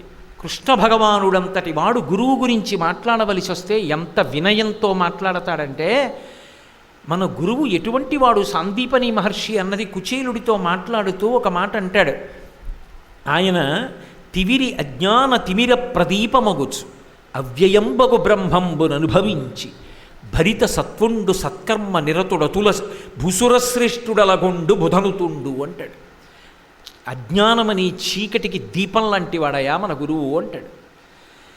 శంకరులు ఇంతటి మహాప్రజ్ఞావంతులై 32 సంవత్సరములు మాత్రమే శరీరంతో ఉన్నటువంటి శంకరులు ఆసేతు హిమాచల పర్యంతం సన్యాస ధర్మానికి కట్టుబడి పాదచారి అయి పర్యటించినటువంటి శంకరులు యోగ విద్య చేత కైలాస పర్వతం మీదకి వెళ్ళి 5 శివలింగాల్ని తీసుకొచ్చి భరతభూమిలో ప్రతిష్ఠించినటువంటి శంకరులు, సౌందర్యలహరిని అమ్మవారి అనుగ్రహంగా తీసుకొచ్చి అందించినటువంటి శంకరులు, ప్రార్థనా శ్లోకాల దగ్గర నుంచి ప్రస్థానత్రయం వరకు అన్నిటికీ భాష్యాలు ఇచ్చినటువంటి శంకరులు, ఎన్నో దేవాలయాలకి కుంభాభిషేకాలు చేసిన శంకరులు, మనం ఉపాసన చెయ్యడానికి మన శక్తి తగ్గిపోయి భగవన్మూర్తుల ముందు నిలబడలేనటువంటి దౌర్బల్యం ఏర్పడితే ఎక్కువైపోయినటువంటి ఆ శక్తి భగవన్మూర్తుల నుంచి తగ్గించి వాళ్ళలో ఉన్న శక్తిని మళ్ళీ ప్రజోపయోగంగా ఇతర విషయముల యందు చక్రముల యందు ప్రవేశపెట్టిన శంకరులు, అఖిలాండేశ్వరి అమ్మవారి ముందు నీటిలో శ్రీచక్రం వేయడం కుదరకపోతే అమ్మవారిలో ఉన్నటువంటి అధిక శక్తిని తగ్గించి దాన్ని మళ్ళీ శ్రీచక్రతాటంకాల్లో వేసి అమ్మవారి చెవులకు పెట్టినటువంటి శంకరులు, కామకోటిలో పృథివీ కాబట్టి పృథివీ క్షేత్రం కాబట్టి అక్కడ శ్రీచక్ర ప్రతిష్టాపన చేసినటువంటి శంకరులు, 4 శిష్యులతోటి బ్రహ్మసూత్ర భాష్యం మాట్లాడుతుంటే వ్యాసుడంతటి వాడు వచ్చి ఆయనతో చర్చ చేసి నిలబడగలిగినటువంటి స్థితిలో శంకరులకి మళ్ళీ ఆయుర్దాయం ఇచ్చి వెళ్ళవలసిన గొప్ప స్థితిని కల్పించినటువంటి శంకరులు. అంతటి మహాత్ముడైనటువంటి శంకరుడు తన జీవితం మొత్తం మీద ఎప్పుడూ గుండెలు విరుచుకుని ఇలా చెయ్యేసుకు మాట్లాడింది లేదు. ఎప్పుడైనా మాట్లాడవలసి వస్తే ఆయన ఎంత వినయంతో మాట్లాడారంటే, దృశాద్రాఘీయస్యాదరదళిత నీలోత్పల రుచా దవీయాంసం దీనం స్నపయ కృపయా మమపి శివే అనేనాయం ధన్యో భవతి నచతేహానిరియత వనేవా హర్మ్యేవా సమకర నిపాతో హిమకర అంటారు సౌందర్యలహరిలో.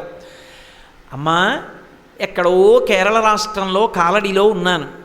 నీ కళ్ళు ఈ బ్రహ్మాండములు ఎంతవరకు ఉన్నాయో అంతకన్నా ఎక్కువ దూరం ఇలా తిప్పుతూ ఉంటావు. నీ బిడ్డలందరినీ చూసుకుంటూ ఉంటావు ఆ బ్రహ్మకీట జననివి కనుక.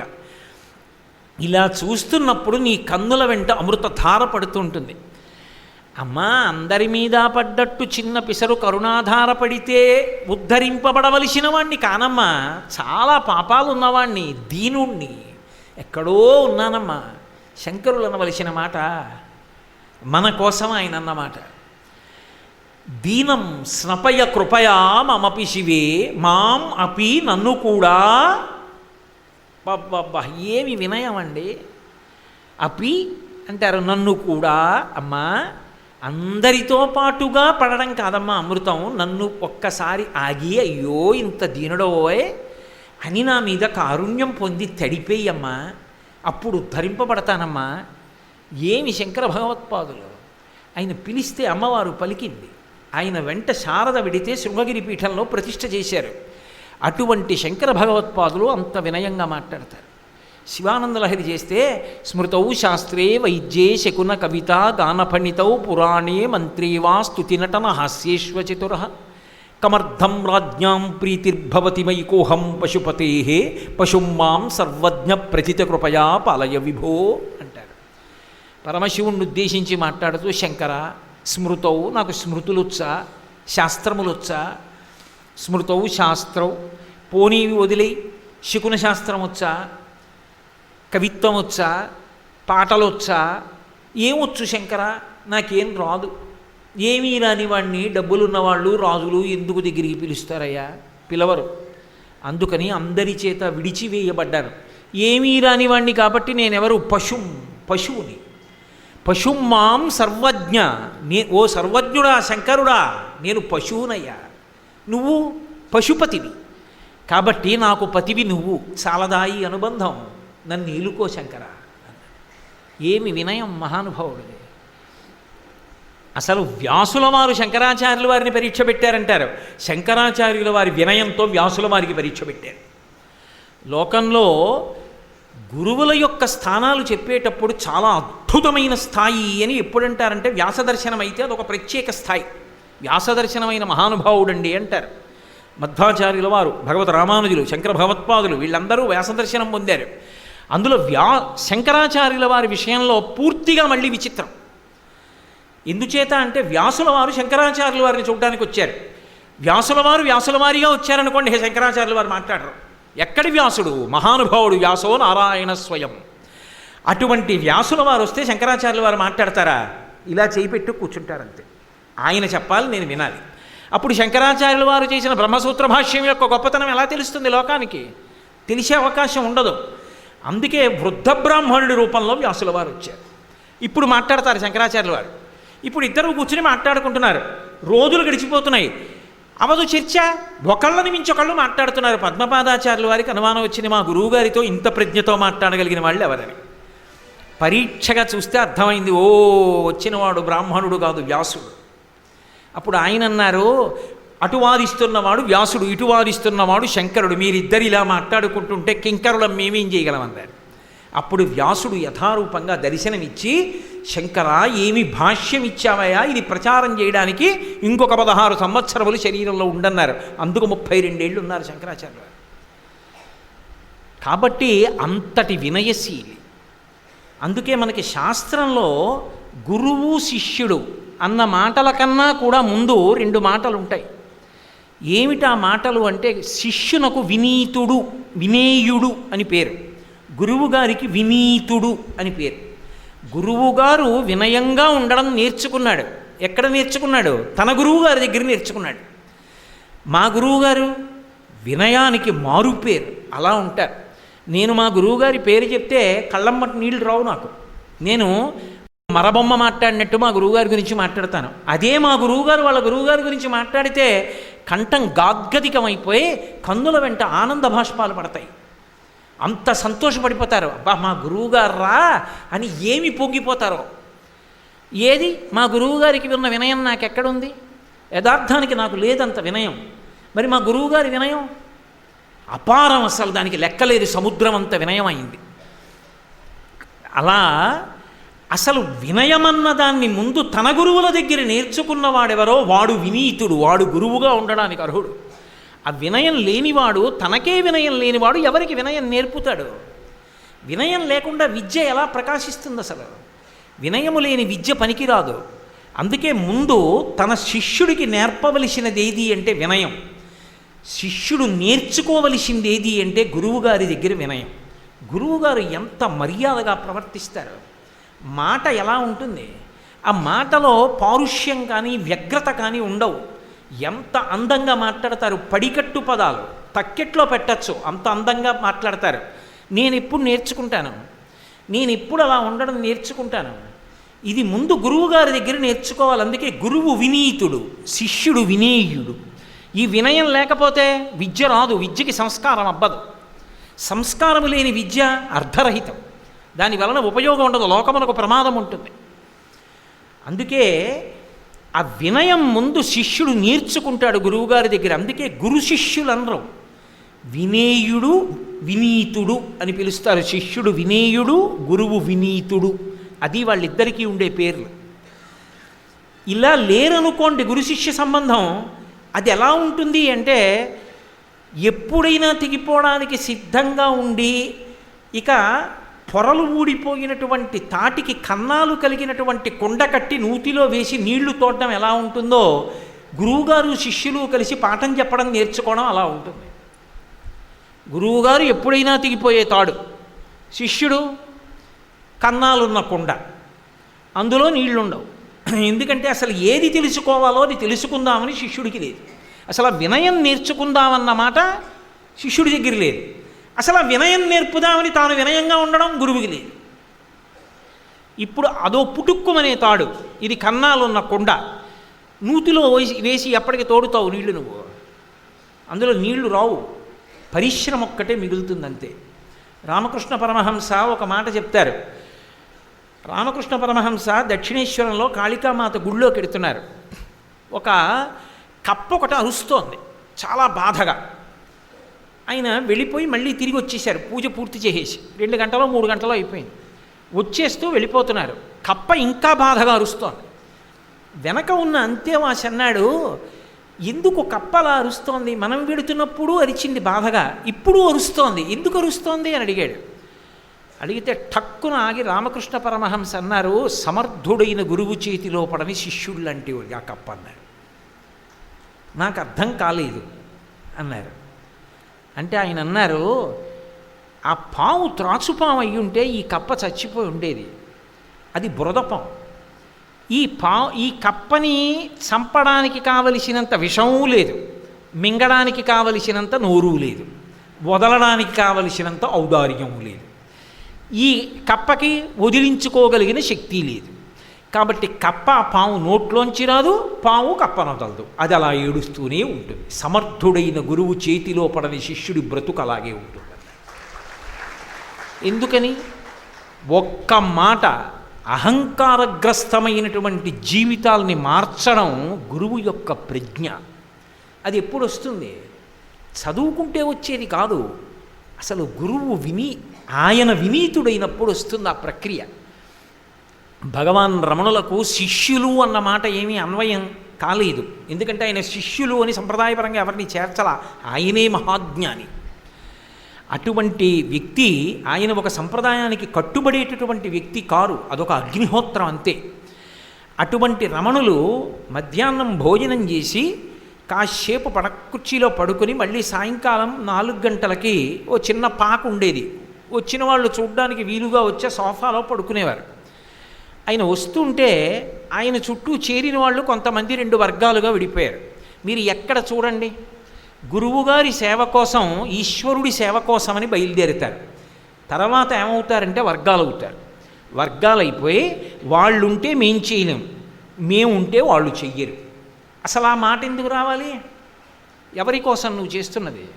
ఈశ్వరుడి కోసం. ఎవరి కోసం నువ్వు చేస్తున్నది? గురువుగారి కోసం.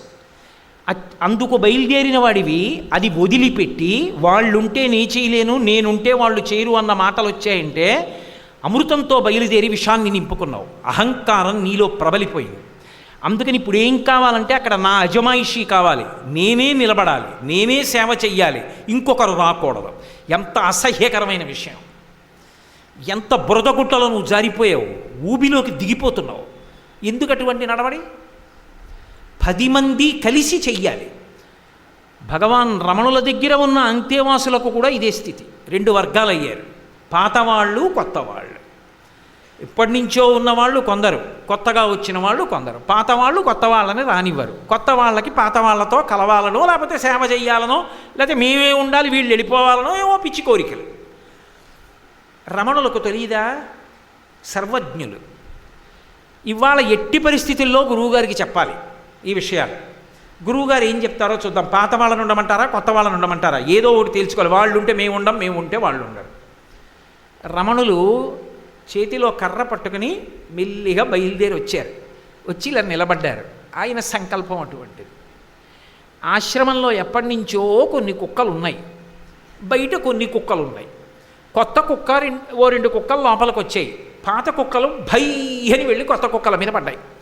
ఈ కొత్త కుక్కలు పరిగెత్తడం ఆలస్యమైంది, పాత కుక్కలు కరిచాయి. 2 కలిపి పెద్ద అల్లరి చేసి ఒకదాన్నొకటి కరుచుకుని అల్లరి చేసుకుంటున్నాయి అరుచుకుని. రమణులకి ఇంకా వీళ్ళు చెప్పలేదు. ఆయన ఇటు తిరిగి అన్నారు, కుక్కలు కదూ, కొత్తవి పాతవి అని దెబ్బలాట అని లోపలికి వెళ్ళిపోయారు. ఇక ఆ తర్వాత ఎప్పుడు రమణాశ్రమంలో కొత్త వాళ్ళం పాత వాళ్ళం అన్న మాట లేదు. గురువుగారి కోసం, ఈశ్వరుడి కోసం సేవ. అది గురువు యొక్క మాట అంటే అలా ఉంటుంది. అందుకే రమణులు ఒక మాట అంటుండేవారు, గురువు మాట సింహనాదం. ఎవరికి? యోగ్యత కలిగిన శిష్యుడైతే. ఆ శిష్యుడి మనసు మారిందా మంచి స్థితిలో, అంతే, వాడి జీవితం పండిపోయిందంతే. అక్కడ కూడా అహంకారం బయలుదేరిందా గురువుగారు ఇలా చెప్పడం అని, ఇక వాడిని బాగు చేయగలిగిన వాళ్ళే. చెప్పినా కొట్టినా ఆయనే. ఆ ఒక్క మాట శిష్యుడి పరిపక్వతకి నిదర్శనం. ఓ తప్పు జరిగింది, నిజం తప్పు జరిగింది, నువ్వు మా గురువువి, కొడతావా కొట్టు, తిడతావా తిట్టు, వదిలేయడానికి నువ్వెవరు, వదిలేయడానికి మేమెవరం, మన బంధం అంతే. ఏమనాలి గురువు అప్పుడు? ఒక్క నవ్వు నవ్వి కానివ్వండి, పదండి అందరం బయలుదేరదామనాలంతే. అది పరిపక్వత. తప్పు చేయని వాడు ఎవరు ఉంటాడండి? కానీ తప్పు చేసినా తప్పు జరిగింది నిజమే, మమ్మల్ని వదిలేస్తావా ఆ కారణానికి? మేము మిమ్మల్ని వదలం, ఏం చెయ్యి, కొడతావా తిడతావా, నీ వెంటే ఉంటాం. ఇప్పుడు ఎలా వదలగలడు గురువు? ఎలా దూరంగా జరగగలడు? అది శిష్యుడికి మనసులో సంస్కార బలం ఏర్పడితే తప్ప ఆ మాట నోటి వెంట రాలేదు. ఇది అందుకే రమణ మహర్షి ఒక మాట అనేవారు, గురువు యొక్క మాట సింహనాదం అనేవారు, సింహగర్జన. అరణ్యంలో అనేక జంతువులు ఎడతాయి, అరుస్తూ ఉంటాయి. పక్షులు అనేకం ఎగురుతాయి, కూస్తూ ఉంటాయి. ఒకదాని అరుపు విని అన్నీ పారిపోవు. ఒక్క సింహం బయటికి వస్తుంది గుహలోంచి. బయటికి వచ్చి వెడుతూ వెడుతూ వెనక్కి తిరిగి ఓ పెద్ద గర్జన చేస్తుంది. ఇక తిరుగుతున్న జంతువులు ఉండవు, అన్ని గుహల్లోకి వెళ్ళిపోతాయి. ఒక్క సింహము గర్జన చేస్తే అరణ్యములో ఉన్న జంతువులన్నీ పారిపోయినట్టే గురువు యొక్క వాక్కు సింహ గర్జన. ఎవరికి? యోగ్యత కలిగిన శిష్యుడికి. అంతే మారిపోతుంది జీవితం, గుహలోకి వెళ్ళిపోతుంది అంతే. లోపల ఉన్నటువంటి అరిషడ్వర్గములు లోపలికెడతాయి. ఎంతో మర్యాదతో పరమ వినయంతో బ్రతకడం అనేటటువంటిది వచ్చేస్తుంది. అందుకే పూర్వం అన్నిటికన్నా ముందు పరీక్ష ఎక్కడ పెట్టేవారంటే అహంకారంతో నిలబడతాడా ఏం చేస్తాడు చూసేవారు. బాబు రాజేంద్ర ప్రసాద్ మహాత్మా గాంధీ గారి దగ్గరికి వెళ్ళి, అయ్యా నేను ఏదైనా సేవ చేద్దాం అనుకుంటున్నాను, నాకు ఏదైనా సేవ ఇవ్వండి ఒక్క వారం రోజులు అన్నారు. మహాత్మా గాంధీ గారు రాట్నం ఉడుకుతున్నారు. ఆయన తలెత్తి రాజేంద్ర ప్రసాద్ వంక చూసి, మహానుభావుడు రాజేంద్ర ప్రసాద్ ఏం తక్కువ పేరు ప్రఖ్యాతులు కావు, అప్పటికే అంత లబ్ధప్రతిష్ఠుడైన ఆయన వంక చూసి అన్నారు, కుష్ఠరోగుల యొక్క మలమూత్ర విసర్జనశాల ఉంది, అక్కడ కుష్ఠరోగులు మూత్ర విసర్జన మల విసర్జన చేస్తారు, ప్రతిరోజు 3 పూట్ల దాన్ని తుడవండి అన్నారు. పరమ సంతోషం, తప్పకుండా చేస్తాను. ఏం ముఖంలో వైవర్ణ్యం లేదు, నాకు ఈ సేవ అని అనలేదు. ఈ సేవే చేస్తాను, ఆ సేవ చెయ్యను అన్న మాటలు ఉండవు. గురువుగారు చెప్పారు చేస్తాను, ఈశ్వరుడి కోసం చేస్తాను అంతే. హనుమని చీపుళ్ళ పెట్టి కొట్టారు సుందరకాండలో. కొడితే రాముడి కోసం తింటాను దెబ్బలు. రాత్రిపూట వెతికాను, పగటిపూట వెతికి రేపొద్దున్న లంకాపట్టణంలో ఏమిట్రా దాని యొక్క బలాబలాలు అని అడిగితే పగటిపూట నేను చూడలేదండి అంటే ఎలా? అందుకని వీళ్ళు నన్ను ఊరిరిగింపు చేస్తున్నారు, కొడితే కొట్టని చీపుళ్ళ పెట్టి. లంకంతా చూసి సుగ్రీవుడికి చెప్పడానికి అవకాశం వచ్చింది, రాముడికి చెప్పడానికి అవకాశం వచ్చింది, నా స్వామి కోసం చీపురు దెబ్బలు తింటానన్నారు. నువ్వు ఈశ్వరుడి కోసం గురువుగారి కోసం పాదరక్షలు భక్తులు విడిచిపెట్టేటటువంటి చోట నిలబడి సేవ చెయ్యగలవా? అది అహంకార పరిత్యాగం. ఎక్కడో అక్కడ ప్రారంభం కావాలి, ఎక్కడో అక్కడ ఇది విడిచిపెడుతున్నాను, ఇదిగో ఇక్కడ నేను చెప్పులు విడిచిపెట్టినట్టే ఇక ఇక్కడి నుంచి నేను అన్న అతిశయం లేదు. ఇక ఈ ప్రాంగణంలో ఉన్నంతసేపు దేనికోసం? ఈశ్వరుడి కోసం, గురువుగారి కోసం, అంతే. మళ్ళీ బయటకు వచ్చి చెప్పులు వేసుకుంటే చూద్దాం, అప్పుడు మెల్లిమెల్లిగా అభ్యాసం చేసేప్పుడు కూడా వదిలిపెడదాం. ఇది ప్రయత్నపూర్వకంగా పరిశీలనాత్మకంగా ఎంతో సాధన చేస్తే తప్ప అసలు అహంకారము పోదు. ఆ అహంకారము ఉన్నన్నాళ్ళు ఎన్ని చెయ్యండి అది శోభించదు. ఎందుచేత శోభించదు అంటే అది కింద నీడలా అక్కర్లేని విషయం ఒకటి అంటి పట్టేసుకుంటోంది. ఆ అంటి పట్టేసుకుందనుకోండి, అది రాణించడానికి అవకాశం ఉండదు. నేను మీతో ఒక పరమ సత్యం చెప్పాలి అంటే, ఒక స్థితి వరకు వెళ్ళిపోయిన తర్వాత ఈశ్వరుడు పెట్టేటటువంటి పెద్ద పరీక్ష అది. ఇదొక్కటి దాటగలవా? అక్కడ దాకా వచ్చామంటే బెంగపెట్టుకోకూడదు. గురువుగారు ఒకవేళ ఆ విషయంలో నింద చేశారనుకోండి, బెంగపెట్టుకోకూడదు. ఓ ఇక్కడ నేను పరీక్ష ఉత్తీర్ణుణ్ణి కావాలి, అందుకే గురువుగారు ఇంత హెచ్చరిక చేస్తున్నారు నన్ను, కాబట్టి నేను ఇప్పుడు మరింత జాగ్రత్తగా ఉండాలి, ఇక్కడే నేను పెద్ద దాటుతున్నానన్నమాట అని ప్రయత్నపూర్వకంగా జాగ్రత్త పడాలి. ఇప్పుడు చీకటి పోవాలి, ఏం చెయ్యాలి? చీకటి పోవాలి కాబట్టి సూర్యుడు రావాలి, ఉండదు. సూర్యుడు వచ్చాడు, చీకటి లేదు. చీకటి ఉన్నది, సూర్యుడు లేడు. ఒకసారి అహంకారం పోయింది, వినయం ఒక్కటే ఉంటుంది. ఇక మళ్ళీ వినయం కావాలి, అడగక్కర్లేదు. వినయం కావాలి, అప్పుడప్పుడు అహంకారం లేస్తోంది, ప్రమాదం. అసలు అహంకారము పోవాలి, ఇక ముండిపోయేది వినయం ఒక్కటే. అందుకే శంకరులు వినయం కావాలి అని అడగలేదు, అహంకారం తీసేయాలి అని అడిగారు. అవినయమపనయ విష్ణో, ఎంత గంభీరమైన మాటతో ప్రారంభమైందో చూడండి. జ్ఞాన మార్గావలంబకులైనటువంటి శంకర భగవత్పాదులు లౌకికమైన కోరికల గురించి ప్రస్తావన చేయరు. ఒకసారి నీకు వినయం అబ్బి ఈశ్వర కటాక్షం అబ్బిన తర్వాత నువ్వు అడగక్కర్లేదు, ఈశ్వరుడు నీకేం కావాలో ఆయనే చూస్తాడు. యోగక్షేమం వహామ్యహం, నేను వహిస్తానంటాడు. అది అందుకోవడానికి తయారు కావలసిన వస్తువుగా మనకి ఏం నేర్పాలో, మనం అసలు ఈశ్వరుణ్ణి ఏం అడగాలో చెప్తున్నారు శంకర భగవత్పాదులు. అందుకే అవినయమపనయ విష్ణో, ఓ ఈశ్వరా నాకు ఇవ్వవలసింది ఏమిటో తెలుసా? అవినయాన్ని, అహంకారాన్ని తీసేయి. నాకు ఇది ఇయ్యని మొదలు పెట్టలేదు. సాధారణంగా ఏమని మొదలు పెడతామంటే ఇవ్వండి అని మొదలు పెడతాం. శంకరాచార్యుల వారు ఇవ్వండికి ముందు ఇది తీసేయండితో మొదలుపెట్టారు. ఏ ఒక్కటి తీసేస్తే అన్ని కళ్యాణ గుణములు లోపలికి వస్తాయో, ఈశ్వరానుగ్రహం ప్రసరిస్తుందో, భగవంతుని యొక్క అనుగ్రహానికి పాత్రులమవుతామో, అటువంటి అవగుణాన్ని తీసేసి సుగుణాన్ని రావడానికి ఇక కొత్తగా ఏమీ కటాక్షం అక్కర్లేదు. ఇది పోవడం, అది రావడం, అంతే. అందుకే అవినయమపనయ విష్ణు దమయమనః శమయ విషయ మృగతృష్ణాం అంటారు. ఇవాళ మీకు అవినయమపనయ విష్ణు ఆ శ్లోకంలో ఒక పాదాన్ని చెప్పగలిగాను చాలు. నేను మీకు శంకర భగవత్పాదులు చెప్పినంత హృదయంతో అందించానో లేదో నాకు తెలియదు, కానీ శంకరులు అసలు మనిషిగా పుట్టినవాడు ప్రార్థనలో మొదట చెప్పవలసిన మాట ఏదో మనకి గుర్తు చేశారు. మీరు చెప్తారేమో నాకు తెలియదు, నాకు మాత్రం జీవితంలో అసలు మనిషిగా పుట్టినవాడు ఈశ్వరుణ్ణి అడగవలసింది మొదటిది ఏదైనా ఉంటే ఇదే, ఇన్నాళ్ళు నాకు తెలియలేదు అని నేను ఆశ్చర్యచకితుడయ్యాను. షట్పది చదివినప్పుడు, మొట్టమొదట షట్పది చదివినప్పుడు నేను తెల్లబోయాను. ఏమిటో మనిషిగా పుట్టాను కానీ నిజంగా నేను అసలు ఈశ్వరుణ్ణి ఇది అడగాలి మొదట అని నాకు తెలియలేదు.